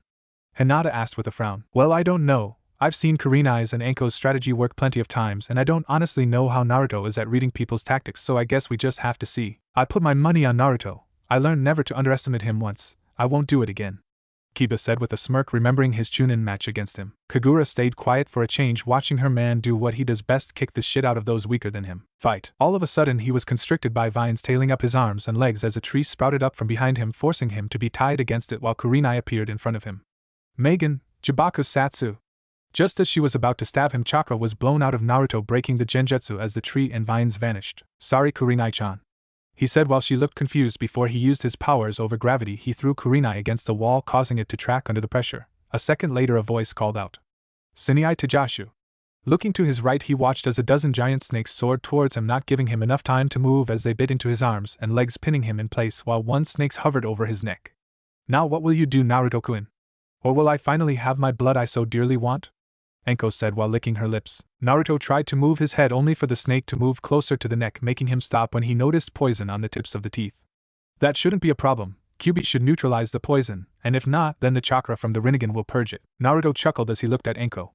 Sorry, Anko, but no blood from me today. But let me show you something I was taught from the Reikage right on no Yoroi. Yellow lightning shot out all around Naruto, causing the snakes grabbing onto him to start sizzling from the heat before they melted. Naruto cracked his neck and smiled at Anko. It's amazing, isn't it? Sending out right-on chakra from every point in my body in order to improve my speed and reaction time to increase to near the speed of light. Because of its speeds, it's impossible to predict moves due to the sheer speed at which the users move. But not only that, it increases the physical strength of its users by a factor of 5, making even the sharpest of steel weapons useless. Anko's eyes widened in shock, seeing such a jutsu, as lightning flickered all around Naruto, while his muscles expanded, making him look like a sort of bodybuilder, while his hair flipped about in the air. So the Reikage taught you that? She asked in disbelief. Naruto chuckled. Oh yeah, I trained with him for over 6 months before he finally taught me, and knowing I would need everything possible for the future, although this is my first time using it in a proper fight, he said as he clenched his fists, causing lightning to become more potent and powerful there. Stands. He was taught by the freaking Reikage? Tsunade asked Jiraiya in shock, not believing it. I didn't know either, Tsunade Haim, Jiraiya said in shock. Naruto and the Raikage are almost like brothers. Ever since Naruto saved 4 of their shinobi, with one them being the Nibi no Bakuniko, he had offered to train Naruto along with his brother Killer Bee, the Jinchuriki of the Hachibi no Kyogyu. They had grown into a strange family bonding. Kagura explained in a rare serious tone. That boy always seems to surprise everyone. Genma said with a chuckle, remembering the Chunin exams all those years ago. He wouldn't be an Uzumaki otherwise. Ibiki said with a chuckle. Fight. Anko once more held up her hands and called out. Siniai Tajashu. Dozens of snakes shot forward at Naruto, only for him to grin at Anko before he practically flew at her, causing all snakes to be killed when they come on contact with him. Holding his left arm out to the side when he came close, he yelled out, Rariato! His arm slammed into her stomach, causing her to be thrown back against the stadium wall, where she slid down bleeding from the mouth with a nasty gash on the back of head, while her clothes were torn where he made contact. Son of a bitch. She muttered as she tried to move but found herself unable. Throughout all this, Naruto seemed to have forgotten about Kurenai, who had recovered a while ago, so it was at this time when Naruto deactivated his lightning armor that wires wrapped around him, restraining him completely. Don't tell me you forgot about me, Naruto-kun, Kurenai said as from behind him as he tilted his head to look at her. Honestly, I thought you were out of it for a while, he said sheepishly. Katan, Ryuka no Jutsu. Once more flames tore down the length of the wire at Naruto, who simply sighed and called out, Shinra Tensei. A large force blew the wire from around him, cutting them up as well as blowing the fire away and creating a crater underneath him. Turning around, he held out his right hand at a shocked Kurenai and said, Bansho Tenin. Before Kurenai knew what was happening, she lifted up off her feet and pulled through the air into Naruto's awaiting hand as a kunai was pressed against her throat. Anko's currently unable to move right and you're incapacitated, forfeit now. Kurenai sighed as she looked over at Anko, seeing her straining herself from trying to move. Fine, I forfeit, you win, she said with a sigh, causing Naruto to smile, while he let her down and pocketed his kunai. Stands? Well, I'll be damned, Kakashi muttered before shaking his head in disbelief. He won, Sakura said with a small smile at seeing her old teammate defeating 2 jonins. YOSH. Naruto-kun comes out victorious once more. Lee cheered for his friend. I wonder who he'll be facing next, Ino commented as she looked around at the possible candidates. I think Yugao-san is next for Kenjutsu, Shino said while pushing his glasses up his nose. This'll be good, Genma commented. Why? Kiba asked with a raised brow. Yugao is the top swordsman in the village. No one has ever been able to beat her before, Yamato said with a chuckle as he wanted to see how the Namikes fared against Yugao. Well, we'll see shortly, I suppose. Back with Naruto. Tsunade had rushed to Anko to heal her but found out that she wasn't too injured. The only reason she was unable to move properly was because of the amount of electricity forced into her body all at once. You should be fine, Anko. You're not too injured badly, she called some medics over. Ha, tell that to my back. It's fucking killing me, Anko said with a groan as the medics picked her up and carried her over to where Guy was. Kurenai chuckled at her friend's antics and turned to Naruto. Good luck in your next matches, Naruto-kun. Thanks, Kurenai-chan. I may actually need it, he said with a smile. He could already tell he had used up about half of his chakra. He just hoped he could finish the ninjutsu portion of the test quicker. Kurenai chuckled and walked off to the stands to sit with the others while Tsunade stepped forward. Now for the Kenjutsu portion. Your next opponent is Yugao Yuzuki, she declared while the long-haired purple woman stepped forward with her sword already displayed. I hope you show me a good time, Naruto-kun, she said with a smile and blush, realizing her innuendo. Naruto chuckled as he gripped Ryujin Jaka. Well, we're in a fight right now, but maybe that can come later, he said with a smirk and a wink, causing her to blush more. But it's good to see you after so long. Yugao smiled gently at him. And you too. I had actually planned to teach you in the ways of the sword after your mission to bring back the Uchiha, but I'm glad you have taken up the profession. Naruto smiled as well. I kinda didn't have a choice. My katana is sort of an extension of myself, I guess you could say, so I had to learn Kenjutsu. Yugao's eyes widened hearing what he said. An extension? Does he mean what I think he means? Is your katana perhaps a Zanpakuto, by any chance? She asked, making his eyes widen. You know of them? He asked her only to receive a nod. I thought their knowledge would be lost over the years, or that they were a sort of myth, he said while she chuckled and shook her head, causing her hair to become wavy, making her looking beautiful. They are a sort of legend, but I sort of have my own Zanpakuto, she said, holding up her own, showing it to be a normal katana with a rectangular tsuba with inward curved corners with curved slits above and below the blade and a series of curved lines embossed on either side of the blade. It has a reddish-brown hilt. What's it called? Naruto asked while giving the katana a calculative eye. Yugao smiled fondly at her Zanpakuto. Sodi no Shiryuki. Naruto chuckled before something clicked. That's why in the bingo book you're called Konoha no Kori no Tenshi. It suits you well, he said with a grin, causing her to blush. What's your Zanpakuto called? She trailed off as Naruto pulled out his katana and she could feel the power coming off of it. Ryujin Jaka, my pride and joy. He trailed off as he settled into a stance, as did Yugao. Well, should we start? He asked as she gave a nod before both vanished. Naruto versus Yugao. Stance? What's that Zanapato thing? Ino asked, saying it wrong. Zanpakuto. Jiraiya corrected. And I'm not entirely sure, all I ever heard were bits and pieces, like how they are formed from a fragment of your soul. They are like your lifelong partner that will always be there, as well as they're sentient. Sentient? As in alive? Kurenai asked confused. Yes, they're alive, Kagura said as she unstrapped her scythe from her back. This is my Zanpakuto. Usually they have 3 stages: sealed state, Shurikai and Bankai. The higher the state the more powerful. This is in its Shurikai form. For some reason I can't control it completely, and so it stays in this form, whereas Naruto has much better control and keeps his in its sealed state. However, they're supposed to very rare, and yet lately more people are getting them. She explained, getting nods of acknowledgement. So, they said they have names for theirs. Does your Zanpakuto have a name? Sakura asked. Yes, they all have a name. It's what makes them unique from each other. She paused as so she could stroke the scythe along the blade. And this is called Beni Akatokiyami, Crimson Moonless Dawn. It sounds beautiful, Ino whispered in awe, and deadly to boot.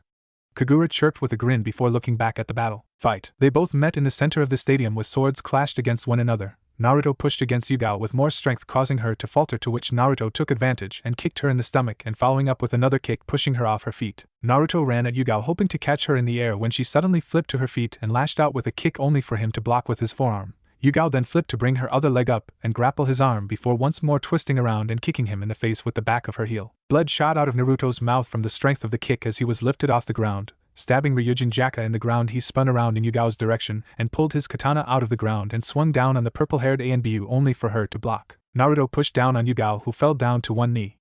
Damn, Naruto-kun's no slouch when it comes to strength. To think he has grown to be such a man. Pushing up on her blade, she quickly rolled out of the way, causing Naruto to hit the ground where the sword cut into it like it was butter. Yugao, taking the opportunity, kicked Naruto in the ribs, leading him to flip through the air and crash into the wall. Is that all you got, Naruto? Show me what you're really capable of. Naruto steps away from the wall while dusting himself off and smirks. Ask and you shall receive, he says as they exchange swords once more. For the next minute they both fought with everything they had, disappearing and reappearing when they could, only to cause slight shockwaves whenever they struck with stronger blows. As Naruto and Yugao rained down on each other, blow after blow, they would continuously try and find a way past each other's defenses, only to counter against each other further on. A second later, Yugao made for a slash at Naruto's neck, causing him to go wide-eyed before his instincts took over, allowing him to tilt his head back as he then flipped backwards by kicking off Yugao, causing her to falter while he landed a good distance away. Naruto panted as sweat trickled from his hairline, mixing with the blood from the small cut above his eyebrow that Yugao had managed to get contact at the last second of dodging. Yugao also was panting as she sported multiple cuts, but she couldn't help the smile that came on her face. You know, when I heard I would be fighting you in Kenjutsu, I never expected a fight like this, she said with a chuckle which was shared by Naruto. I'm with you there. This is without a doubt the best sword fight I've ever had with anyone. Then again, the only times I did fight, the other person was practically fighting blind with the damn weapon, he said with a smile before straightening out. What do you say we bring out the big guns? He asked with a smirk. Yugao shared that smirk and gave a nod. Only way to solve this, eh? She said as she raised her Zanpakuto in front of her and turned it in a circle counterclockwise. While she was turning it, chakra exploded out of her, causing the air to become cold and fog to roll in, and what was even more strange was her eyes flashing white every so often. Naruto also raised his Zanpakuto up in a horizontal position as chakra exploded out of him, causing a distortion in the air around him as the area started heating up as flickers of fire came off the chakra surrounding Naruto as the floor gained scorch marks. Mei, Sodi no Shiryuki. Dance, sleeve, white snow. White chakra exploded out of Yugao, while picking up dust as the floor around her started turning to ice while the surrounding area dropped temperature quickly. As the dust settled, it revealed her Zanpakuto having changed to where the blade, hilt, and tsuba turned completely white. The tsuba became a hollow snowflake-like circle and a white ribbon forms from the pommel from the end of the handle. Bansho Isai Kaijin Tenace, Ryujin Jaka. Reduce all creation to ash, flowing flame blade. Fire engulfed the katana with such unnatural heat that the surroundings started to catch fire just from the intensity. The fire from around the katana grew and enveloped Naruto himself, creating a hazy image of a phoenix, while Naruto seemed to be in a state of peacefulness as the fire shot up above the stadium into the sky, turning the once blue sky red. Stands. Such power is unbelievable, whispered Anko in awe at seeing the power roll off of then waves. Did you ever know Yugao was this strong? Ibiki asked Kakashi as he could sense her chakra levels reaching heights he didn't know she had. Kakashi, however, shook his head. Even when he was in ANBU and on the same team as the purple-haired woman, he had never seen this side of her before. No, this is my first time as well. Hey, have you guys noticed she looks happy? Iruka asked as they looked at her closely. Yeah, I've not seen that smile since Kurenai started not really wanting to go there. Hate. Genma, however, was fine with saying his name, despite being best friends with the man. Maybe because she hadn't been able to go all out before? Jiraiya commented, which got some nods. Naruto's really is powerful, Niji whispered in awe. Oh, they're fighting it out now. Ino said in excitement, causing everyone to pay attention. Fight. Naruto opened his eyes slowly while lowering his Zanpakuto slightly to view Yugao's Zanpakuto and couldn't help but admire the beauty of it. That's a truly beautiful Zanpakuto, Yugao-chan. He commented, bringing a smile on her face. Yugao also gazed at Naruto's burning Zanpakuto and how the flames traveled up his arm almost to his shoulder and could feel the intensity of it, and not just in the heat sense, but in the power of it, how it seemed to bring a sense of calm over her despite the nature of it. Your Zanpakuto is quite intense. I've never seen such a thing like it before, she said with a small smile. Naruto chuckled and brought Ryujin Jaka backward in a reverse grip. Why don't we see which is the stronger? Fire? Or ice? Let's! She exclaimed before following his example. Naruto brought his blade up in a swing while calling out, Hifuki no Kazuchi. Fire-blowing gavel. An incredible amount of fire burst from the top of the blade as it soared across the battlefield, burning everything in its way from the intensity of the heat, while also causing all viewers to start to sweat from the heat generated. Tsugi no Mai, Hakuren. Next dance, White Ripple. At the exact same time, Yugao called out the name of her own technique as she punctured the ground once, creating a large ice circle underneath her feet, and then following up by puncturing the ground in front of her 4 times in a semicircle. She then took a battle stance as the ice particles began to flow up from the protrusions she made in the ground. Building up some more, she gathered them at the tip of Sodi no Shiryuki's blade, then fired an equal amount of ice at Naruto's fire attack. As the two attacks came into contact with each other, they fought against each other as Naruto and Yugao poured more into the attack as they started to grow larger and larger. Seeing the imminent danger, both shinobi jumped back as the joint attack exploded, sending fire and ice everywhere. Jumping backwards more, Naruto planted his feet on the wall and pushed off as hard as he could, causing cracks to appear as he flew at Yugao. Passing through the smoke from the previous attack, he came out on the other end with Ryujin Jaka in a reverse grip once more while Yugao stood in a defensive posture. Flipping forward, he landed on his feet in a crouched position and aimed the point of his Zanpakuto at Yugao and called out, Reianden! Lightning fireballs. Several fireballs shot out of the tip of the blade at Yugao, who hastily stabbed the ground with Sodi no Shiryuki. She called out, Jahaka! White tree. Eyes shot out of the epicenter of the stabbing to meet head-on with the fireballs as the eyes grew higher, forming something akin to a wall, causing the fireballs to impact with it, creating one more explosion. Just as Yugao was going to attack Naruto, she found herself pinned to the wall behind her with a sealed state of Ryujin Jaka at her throat. Looking down, she could only look on in shock as Naruto stood there with a smirk on face, Zanpakuto in his right hand and kunai in his left, pointing at her stomach ready to stab. How? She asked in shock. Naruto grinned while his eyes danced with amusement at seeing her shocked state. While you were observing the explosion, I used one of my Horatian seals that I placed on you earlier when we're battling out like crazy, and because of all of the fog and smoke, you didn't see me flash here. He explained with a cool gaze as he stared down at her. Amazing. She whispered in shock, realizing he could probably have won at any given time. Well, I guess I have to forfeit this match. You definitely won, Naruto-kun, she said as she resealed her Zanpakuto. I would love another rematch some other time, Yugao-chan, Naruto said as he sheathed his Zanpakuto and pocketed his kunai. Yugao chuckled at that. Oh, you can count on that, Mr. Namikaze, she said with a smirk before she limped back to the others. Stands. Now that was a match I would have paid to watch over and over again, Kiba said with a grin. He certainly has earned his rank, Sim said with a lusty tone. As long as he stays on our side, I'm alright, Inoichi said with a chuckle. He has the same determination as his parents, they would be proud of him. Hayashi said with a smile. Isn't it your turn now, Kakashi? Kurenai asked with a grin, seeing the copy Nin sigh sadly as he looked down at Battle Arena. I suppose so, huh? He asked rhetorically as he started to descend the steps. Back with Naruto. Naruto had just finished healing himself off to the point where you could see that his chest and back didn't have a spot of dirt on. Well, he may get hurt more now, seeing as he's only in his pants and shoes with his Zanpakuto strapped to his belt and necklaces dangling from his neck. Tsunade stepped forward for the last time. For the final round, the ninjutsu portion, Kakashi Hatake, you're up.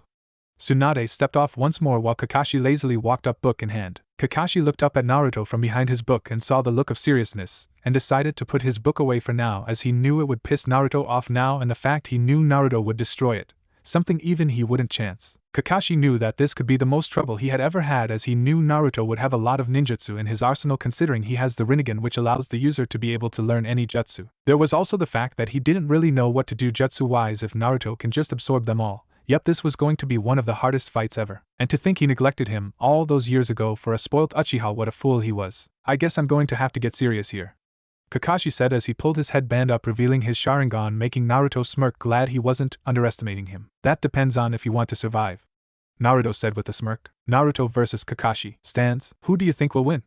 Asked Chuji. I put my money on Blondie, Anko said with confidence. Why are you so confident in him? Kiba said with a frown. Because I already got my ass kicked by him, as well as everyone who's faced him, so it's only right he gets his ass wiped too. she said, causing some snicker. Yamato, who was listening and decided to comment.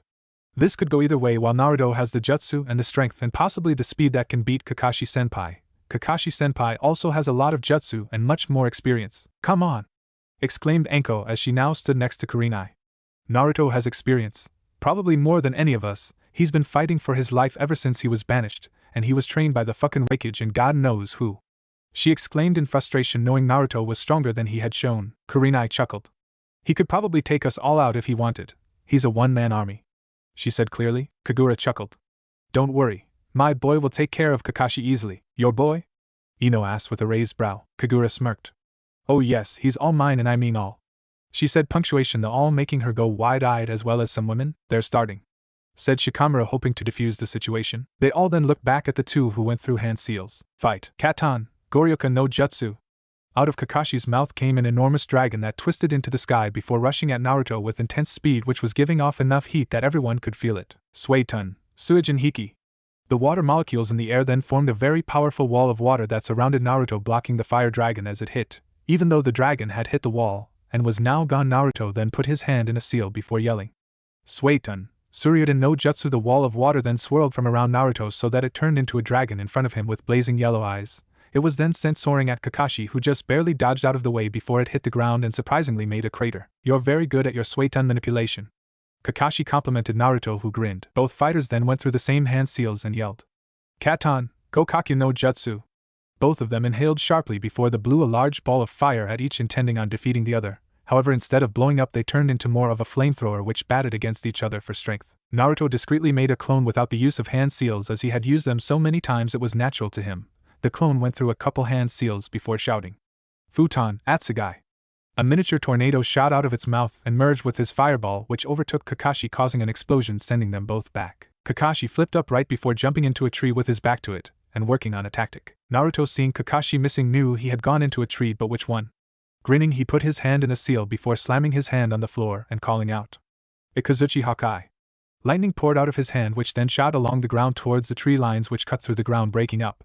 The lightning then hit a tree and blew up, causing many more trees to go down with it. However, no Kakashi. Stands. Everyone stood gaping, not believing this was the dead last who they used to make fun of. Now this was a real shinobi who could kill. Who would have thought Naruto would become this strong? Niji mused. Kagura snorted.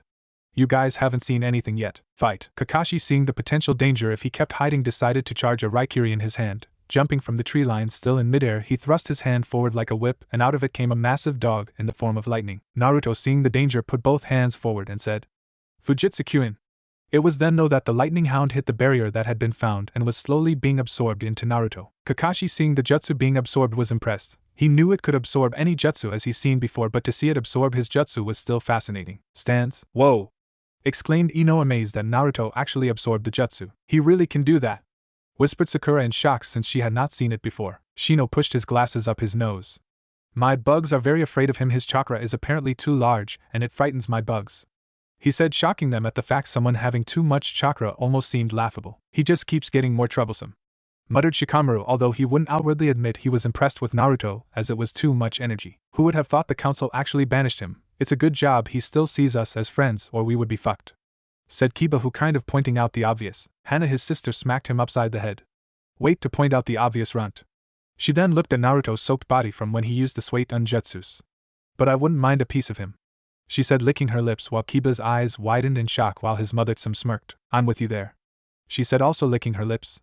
Kiba fainted. Kagura chuckled and eyed Hana and Tsum before saying, I'll have him take you up on that offer. Both Inuzukas snapped their heads to her to see her wink at them. So what did they do? They grinned and winked back at her. Fight. Naruto smirked as he looked at Kakashi's astonished look. He loved it when people had that look once he'd done something amazing. Naruto held out his right hand where chakra started to gather. Let's see you handle this one, Shinra Tensei. Before Kakashi knew what was happening, an invisible force blew the entire field in front of him sky high, along with the few trees in the arena. He barely had time to dodge before the force clipped his shoulder, sending him flipping away. Give up? He taunted. Stands. Now that's what I'm talking about, exclaimed Kiba, who was grinning like a madman at seeing the power that attack held. He should have used more power for that, Kagura muttered, but audible for everything to hear. What do you mean, Kagura-san? asked Hinata. Shinra Tensei is a jutsu that varies on the amount of chakra is put into it. What you saw was a basic version of it. Should Naruto-kun want to, he could probably destroy Konoha by putting much more into that attack. He used it a lot on our travels to wipe out bandit camps quicker. She explained, shocking them at how powerful that jutsu really is if he ever wanted it to be. Fight. Kakashi got up on his feet, a bit battered up, but smirked as he wanted this fight to last a while at least. Not a chance, I still have some tricks up my sleeve. Kakashi then put his arms in an X formation before chakra started pouring out of him as he shouted. Hashiman Kaimon Kai. Veins started popping out the top of his head as his chakra started to rock the ground, causing stone and dust to levitate as he yelled.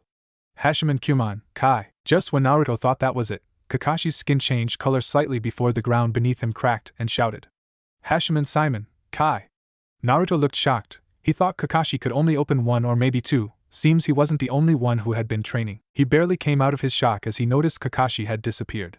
He wasn't able to finish as he was sent tumbling away before being kicked back one more. He was then kicked upwards, and just when he thought he could regain his bearings, Kakashi appeared behind him and wrapped his arms around Naruto and spun extremely fast straight to the ground, causing a crater and a mushroom cloud picking up. Kakashi, however, had hoped away before Naruto hit the ground. Stands. They all stood in shock at what Kakashi had done. No one knew he could go so far with the gates, never mind his strength he hit Naruto with. Is he dead? Kiba asked, a little worried for Naruto, but also got a smack on the head by Hana. Of course he isn't, Baka, she said, glaring at him for even suggesting it. Tsunade looked at the crater in worry. She knew how powerful that move was, and by the size of the crater along with no movement, she was about to go check when Jiraiya grabbed her shoulder, causing her turn around. He could see the worry and couldn't blame her. Then again, she didn't know what he was truly capable of. Calm down, Tsunadeheim, he's fine. Tsunade frowned at him. Jiraiya, that could have killed him. I have to stop this. Jiraiya gripped her shoulder tighter to keep her from turning around. Tsunade, Naruto has to do this, he has to prove himself. Tsunade frowned. She knew what he meant by that, however others didn't. Prove himself for what? Asked Shizen, who stood close by. Tsunade looked back at the crater that was slowly being visible. Naruto has been put down all his life by his peers, being told he was too weak, or he wasn't fit to be a shinobi, by fighting Kakashi, and winning. It proves to everyone here that he isn't the same Naruto anymore. The fact that Kakashi neglected him as well is more of a told you so Naruto is hoping for. Sakura, who stood by, frowned at the Kakashi neglecting Naruto statement. Kakashi never neglected Naruto, he taught us loads of things. Jiraiya frowned at the pinkette. Really? What did he teach you all? Sakura looked up at the Gama-san, confused. He taught us all we know. He taught Sasuke a lot of Katan Jutsu and even the Chidori. She said if it was the simplest thing. And what did he teach you and Naruto-kun? Kurenai asked, who was also listening in to the conversation. Sakura thought and couldn't think of anything useful that he taught them. After Sasuke left, Sakura worked under Tsunade and Naruto was banished, left to survive on his own. Jiraiya smirked as he was glad Sakura understood. Good, you understand. Naruto wants to show Kakashi what he missed out on by showing him his power. All of Naruto's friends let those words sink in and realized Naruto had to do this to show everyone he truly was the son of the Yondaime, but more importantly that he was Naruto Uzumaki Namikaze. Kagura, however, wasn't going to stay quiet. Come on, you lazy bastard. If you stay down, then there's no sex tonight. She yelled out while getting a few blushes and tick marks from the woman. Fight. I got to admit, said Naruto as he stood up from the crater with some cuts on his chest from the rocks with blood dripping down from his hairline. His pants were also torn a little. I really didn't expect you to release 3 gates, he said, chuckling before he paused and looked at Kagura in the stands. It's you who suffers from that. Not me. So ha. He shouted childishly while everyone blinked olishly but nearly face-faulted when Kagura shouted back. Fuck you, women. Naruto muttered to himself before putting his game face on. Naruto then crossed his arms. Looks like I'll have to take this seriously. Gravity seal. Release. Chakra exploded from him as the ground crumbled under him. I'm not finished yet. Focusing chakra through his body, sparks started to come off of his skin like static before he shouted. Raitan no Yoro. Lightning blew out from Naruto, completely enveloping his skin. Unfolding his arms, he held them up chest level and unclenched his hands and watched as lightning danced around his fingers. Kakashi smiled at Naruto. He had really come far. The worst thing though was he knew Naruto could do more if he wanted to kill him, and he had no doubt he could, to be honest. I'm impressed, Naruto, you really have gone far. You've seen nothing yet, Naruto said with a smirk. Holding up his right hand, lightning started to dance around it until he shouted. Heido number 63, Raikoho. A large amount of yellow lightning fired from his palm, aiming at Kakashi at breakneck speed before he sued his new speed to get out of the way, where the blast then hit the ground, ripping it apart as it tore through the earth. Kakashi raised an eyebrow at the damage and chuckled. I doubt I have much strength left for the match. What do you say? One last move? He asked Naruto. One last move. Naruto agreed as he too was feeling weakened from the constant fights. Kakashi then flipped through a few hand seals before his right hand gripped his left arm's wrist before lightning started crackling, and then there was a massive surge that started shooting all over the place. Naruto also held out his right hand as chakra started swirling around, creating a bright blue ball, A second later it started to turn light blue as wind started to gather, creating a four-pointed shuriken-like shape started forming around the ball. Both shinobi shot off at each other, leaving a small crater behind where they stood. As they got close, they cocked their hands back and thrust forward. Futon, Rinnegan, Raikiri. Both jutsu clashed, causing a massive flash of light followed by an explosion that ripped the ground up around them as a crater started forming with the rocks jutting upwards. The flash let down before another occurred and two forms flew out of the smoke and landed on the ground hard as they kept rolling a bit. With everyone, Tsunade ran for Naruto and slid down next to him, rolling him over so he lay on his back. She laid her palms on his chest as they glow green using a diagnostic jutsu. He looked like he had been in a war. His pants, the only remaining clothing on him beside his boots, were torn to the point that you could see his black boxers slightly, causing Tsunade to blush slightly, which was unnatural for her. He had cuts all over his body and arm which she was currently trying to heal. Sakura also did the same with Kakashi, who was worse off. His entire left arm had been scorched and bruised. Tears and rips had appeared in his clothes. He was definitely beat up as he looked like shit. The entire crowd stood in shock at what had happened. Naruto had more or less beaten Kakashi. What's worse is the fact Naruto barely used any of his jutsus that he has, including his Rinnegan jutsu that can level a village. Never mind the fact he had beaten some of the top shinobi that they have to offer. Naruto blearily opened his eyes but shut them quickly as the sun hit them. Opening them again, he came into the sight of Tsunade smiling down at him. "So how'd I do?" he asked her. Tsunade smiled at him proudly. Even though he could do much more, it was still impressive. "You did great, but why didn't you use any of your other jutsus like your Rinnegan ones?" she asked as she was curious about them. Naruto chuckled. "They are too dangerous, plus didn't want everyone to know all about me, now do I?" he asked rhetorically. Tsunade shook her head at him. If she was honest with herself, she wanted to see how powerful he really was. She looked down at his chest and noticed all of his cuts healed, showing a perfect body, one she would die for on a man. Snapping out of her thoughts, she helped Naruto up, whom then went over to pick his clothes up from a crater they had formed earlier. He then put his shirt and trench coat on, much to the dismay of many women. Tsunade looked over to Sakura, who was now lifting up a conscious Kakashi who looked pretty damn beat up from the looks of it. She smiled inwardly. And Kakashi didn't even have a real battle with Naruto, and look at him now. Tsunade looked at Naruto with a smile and said, "Come to my office tomorrow. I already have a mission I want you to check on. I'll also have your team ready there as well, and I understand that Kagura will be going as well." Naruto gave a nod and left the field with Kagura to go get some sleep in a hotel. Otogekure, underground lab. Orochimaru was stood within one of the many labs underneath his own village. Stood before him was the best apprentice he could have ever asked for, Sasuke Uchiha, his right-hand man Kabuto Yakushi. With them were two supposedly dead shinobi, Taiuya and Kimimaro Kagaya. Sasuke had come leaps and bounds ever since he left Konoha. His already impressive speed saw a huge leap, allowing him to move huge distances in the blink of an eye as if teleportation. He also greatly increased his speed at making hand seals, being able to do many in a blur and launch an enormous amount of weapons just as quickly, which had been proven when he had been ordered to kill countless shinobi as a test. He has learned to control his emotions in a complete calm state when fighting his opponents to be able to calculate the most effective way of destroying them despite their abilities. He had improved exponentially with his Katan, and right unto the point where he can use Chidori to emit throughout his entire body and many more Katan jutsu without using much chakra thanks to the more advanced chakra control. His Sharingan had also improved to the point that just with eye contact he can place anyone in a genjutsu before they actually realize. His reactions had also improved where he can dodge almost all attacks. Unknown to Orochimaru though is that Sasuke can control a creature like Manda by using his bloodline without having to offer anything for his services. By all rights, Orochimaru would place him as a borderline S-rank shinobi, and would be much stronger if he was able to gain the Mangekyo Sharingan. He had also changed his outfit now to wearing a white long-sleeved shirt which was open at the torso, with a smaller version of the Uchiha crest on his collar. He wore black pants with a blue cloth hanging from halfway up his stomach to his knees. He also wore a purple rope around his waist, tied in a bow. He also had a sword now, or rather a Zanpakuto. The weapon of choice was a when sealed it takes the form of a white Sakabato, reverse-edged sword, with a crossguard looking like three lightning bolts converging at the point where they meet the blade and hilt. Kabuto however was the same person as always, only more he now had his own plans to gain more power like had always wanted. All he needed was time. Taiuya however had turned into a beautiful woman. She was now 5.6 feet. Her red was flown down her back with two tufts either side of her face with a strand dangling between her eyes, and she wore a hat on her head like all those years ago. She wore black sandals, black slacks and a low-cut white tank top with a red phoenix spreading its wings on while displaying her stomach clear as day. Over her tank top she wore a small black jacket the same size as the top. She now had a different weapon to her flute which had been destroyed, which she replaced with a katana with an H-shaped tsuba and white weaving around its hilt. Years ago she was completely loyal to Orochimaru, but nowadays she would take any opportunity to get away from the man or creature whatever the hell he is, as long as she would be safe. Kimimaro hadn't exactly changed all that much, except for getting taller and more buffed out thanks to his bloodline as it had evolved. Now that his illness had been cured, he had become a more formidable opponent. Orochimaru looked up at his strongest shinobi in his force. In 7 days we will launch a full-out attack on Konoha, Sasuke and Taiyuya. You will attack from the north gate, Kabuto you will attack from the west gate, and I will attack from the east gate. Also I've hired someone that will help us in our invasion. He will meet you Kabuto, but will most likely be a bit late. Also Kimimaro, I want you at the north gate at a later time. Guren will accompany you but she will be sent to the west gate. Sasuke smirked. Konoha will finally burn. I can't wait. Well, at least you've grown some patience, Sasuke-kun. Kabuto commented with a smirk of his own. Orochimaru chuckled as he pulled out a book. It may not be that easy, Sasuke. Opening a page in the book, he held it to Sasuke.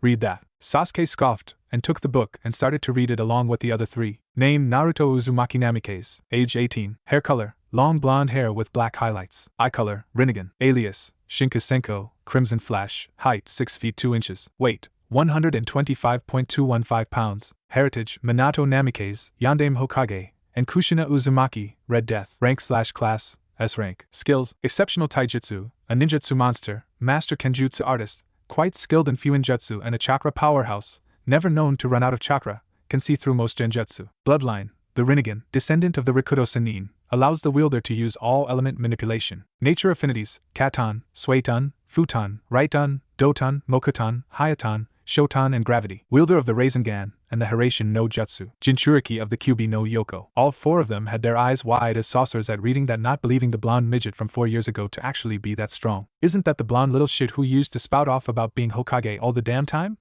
Taiyuya asked with a shocked look. The very same Taiyuya-chan, however he will never become Hokage anymore now. He spoke with a smirk. Huh? Why? Kabuto asked confused. He was banished 4 years ago for failing to bring Sasuke back to them, and recently they have hired him a mercenary to help fight against us and Akatsuki. Sasuke's face was full of anger. He had thought with all of his training he would be far past Naruto and would never be seen as the weaker one ever again.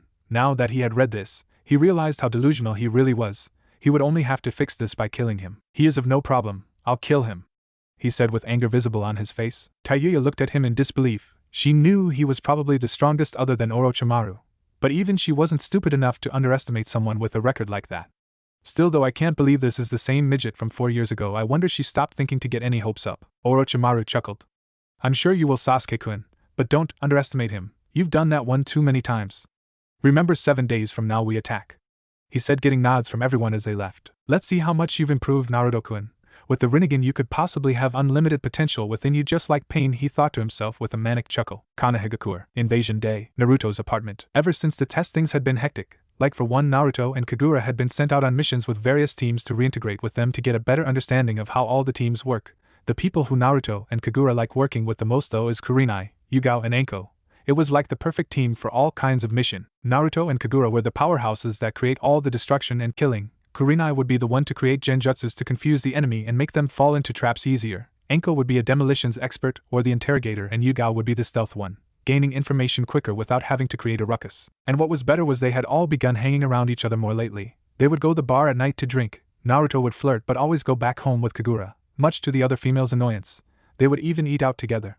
They were quickly becoming fast friends, and Naruto had some hope that when he had to leave, they would come with him. Not that he would force them or anything, but it's nice to have people you could relate to, and by relate he means how they are lonely in some way. No one would go out with Anko, with her being the former apprentice of Orochimaru. The village had some serious trust issues. Yugao had lost her only lover in the Suna/Oto invasion and hadn't been with anyone since, and Kurenai simply couldn't find a guy who wanted to be with her for, and not her looks. So if things went to plan, then Naruto would hopefully have more people on the road. Except now was no time for thinking about all that. Today is the day that Orochimaru would strike, along with Kabuto and Sasuke Uchiha. Just the day before, Gaara had arrived alongside Temari, Kankuro and Matsuri as the main force with battalions of Suna shinobi.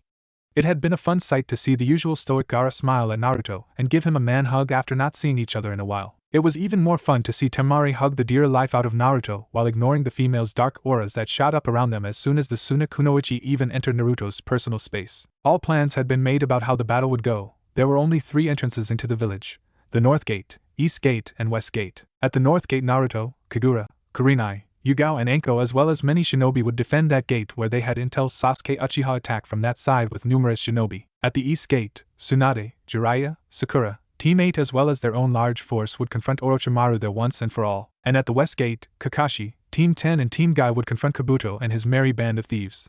Various shinobi such as the clan heads and the like were placed all over the place to better defend their home. They only hoped everything went to plan. As if. Right now though, shinobi all around the village were preparing for battle. The last time Orochimaru attacked they were completely caught off guard. But not this time. This time they would destroy him. They only hoped they wouldn't lose someone in the battle. Inuzuka clan compound. Kiba stepped out of the clan house, flanked by Akamaru, Sum Inuzuka and Kuramaru, Hana Inuzuka and the whole Inuzuka clan. Good look, pup.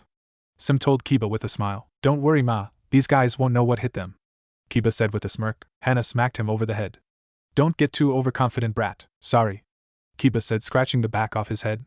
It's just that after seeing how strong Naruto was, I want to be like that. He said with a sigh. Well, all people ever want from you is to do your best. But if you keep comparing your skills to someone else, nothing good will ever come from it. Besides, I'm proud of you as it is. Sum said with a fond smile. Well, I'd best be going. Team 8 is situated at the east gate to confront Orochimaru. He said as he started to walk away with Akamaru before turning back. And thanks, ma, don't die on me. You either, sis. Hana chuckled and smiled. Just do your best, oh, and if you see Naruto-kun, give him a kiss from me. She shouted the last part as Kiba had started running only for him to trip and splutter, leading the others to laugh. Aburame clan compound. Shino and his father Shibi left the compound house along with the rest of the clan to get ready for the battle that is sure to come on their doorstep. Be careful out there, Shino. Shibi cautioned his son only to get a nod. I will, father. Good, don't hold back. Give them everything you have got. I will make sure the enemy doesn't leave Konoha, father. It would be best I met up with my team. He said, getting a nod from his father before he jumped away. Shibi sighed as he looked at the sky. Look after my son. He whispered to thin air. Hyuga clan compound. Hayashi, Hinata and Hanabi along with most of the main house and branch family were outside of the clan ready for the foolish Otonan that will attack them. Hinata. Hayashi called out to his eldest daughter, who turned around to look at him with the determination he had only ever seen in her mother. I know I haven't been the best father, but I am proud of the woman you have become. Your mother would equally as proud as I am. He said, shocking her and her sister, who had rarely heard him say anything nice. Thank you, father, I shall do my best in the battle to come. She promised him. Hayashi chuckled slightly. I know you will. Hinata turned to Hanabi and gave a hug, which she responded with tightly. Good luck, Hanabi-chan, do your best. Hanabi smiled as she hugged her sister back. Thank you, sister, make sure to do the same. I'm sure Kiba wouldn't like it if something terrible happened to you, she said, causing Hinata to blush. Letting go of her sister, Hinata smiled. I should go meet up with my team and Hokage-sama, she said, getting nods from her family before jumping away. Hanabi turned to her father with clear worry etched on her face. Will we make it out of this? Hayashi looked down at his youngest and smiled. Of course we will, just stay positive, he said, causing Hanabi to give a small smile and a nod. Yamanaka clan compound. Inoichi and the rest of the Yamanaka clan were getting prepared to protect their clan home while Ino was getting prepared to go meet with her team at the west gate. Be careful out there, Ino, we're still not sure on just who Orochimaru has recruited. Inoichi warned to the platinum blonde. Don't worry, daddy, I'm not alone out there, I have my team with me.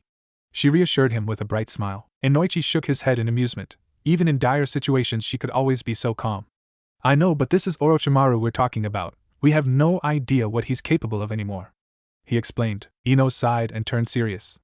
Daddy, I'm not a little girl anymore. If I want to become the kunoichi Asuma-sensei wanted me to be, I have to do this. And besides, I doubt we'll get anyone we can't beat, she said with complete confidence. Inoichi just looked at his daughter with pride, glad to see she was taking everything serious, even if it did take for her sensei to be killed fighting Akatsuki. Did I ever tell you how proud I was of you? He said as he gave her a hug, which she gladly returned. Thanks, daddy, Ino said as she pulled away while wiping a few tears away. I gotta go join up with me team. Okay, good luck, her father said with a smile as she jumped away. Come back safe, he whispered. Akimichi clan compound. Choza had been ordering the clan round, preparing the defenses for the clan compound as well as various parts of the village, while Chuji was preparing to meet her team and prove to everyone he wasn't the coward he was all those years ago. Are you ready, Chuji?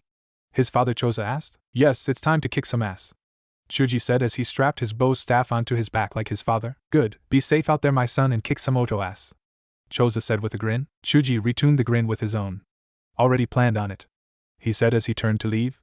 See you later, dad, he said, jumping away. Good luck, my son, Choza whispered before he went back to building defenses. Nara clan compound. Shikaka had just been going over all the tactics and making sure everything was perfect. While he was doing that, Shikamaru was just equipping the trench knives that he had been given by Asuma in his last moment of life. Are you ready, Shikamaru? Shikaka asked his son. Yeah, I guess, Shikamaru said with a sigh. I just can't believe all of this is happening so soon after the Sandaime died. Shikaka also sighed but perked up. At least this time we're prepared for Orochimaru, Shikamaru chuckled. And we have Naruto with us to take care of Sasuke. He sighed as he fingered the trench knives in his pouch. I can't believe how things have changed so much in the last 4 years. Shikaka clasped his hand on Shikamaru's shoulder.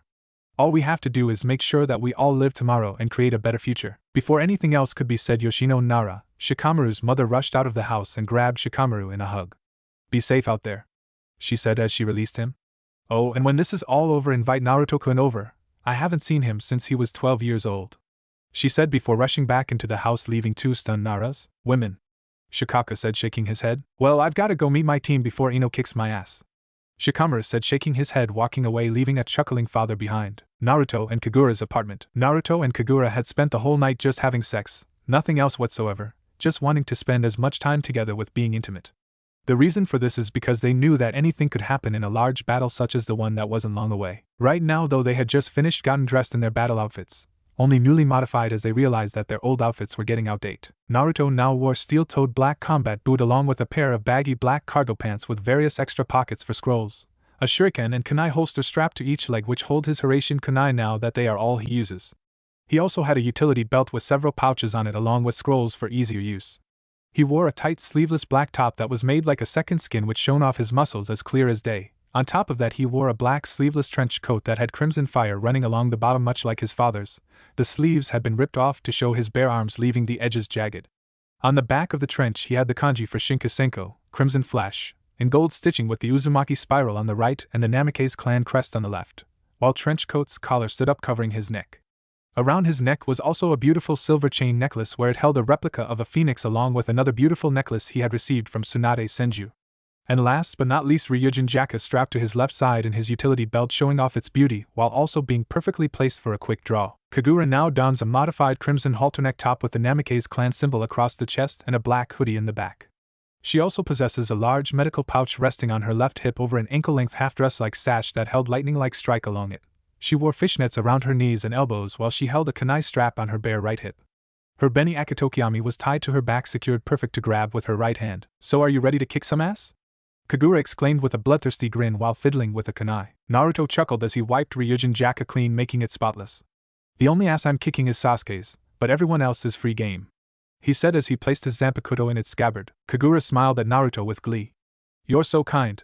I haven't had an opportunity to get blood reacquainted with my beautiful scythe, she said as she wrapped her arms around Naruto's neck. Naruto kissed her before realizing something, letting go of Kagura, who looked at him strangely as he walked over to the sword stack. He lifted a sword from it. You're going to use that? I thought you wanted more training in it first? Kagura asked. I've been training with it in my inner world for a while now. It's time I took it for a tryout, he said as he looked at the blade in fascination and remembered when he first got it. Flashback. Kusagakure. Hotel room. Naruto was laying down next to his girlfriend and possibly future wife if rebuilding the clan was still on the list. However, he could not sleep for what he didn't know, but he did feel like he was meant to be somewhere. Like there was something he had to do that was important, but he couldn't figure out what it was. Just as he was about to try and get to sleep, a voice broke through his thoughts, considering it was coming from his head. Naruto, we must talk right now, there's something important to discuss, Ryujin Jaka said to him through his mind. Huh? What? Just go to your inner world, I will be there. Sighing, Naruto shut his eyes when all of a sudden he was knocked out.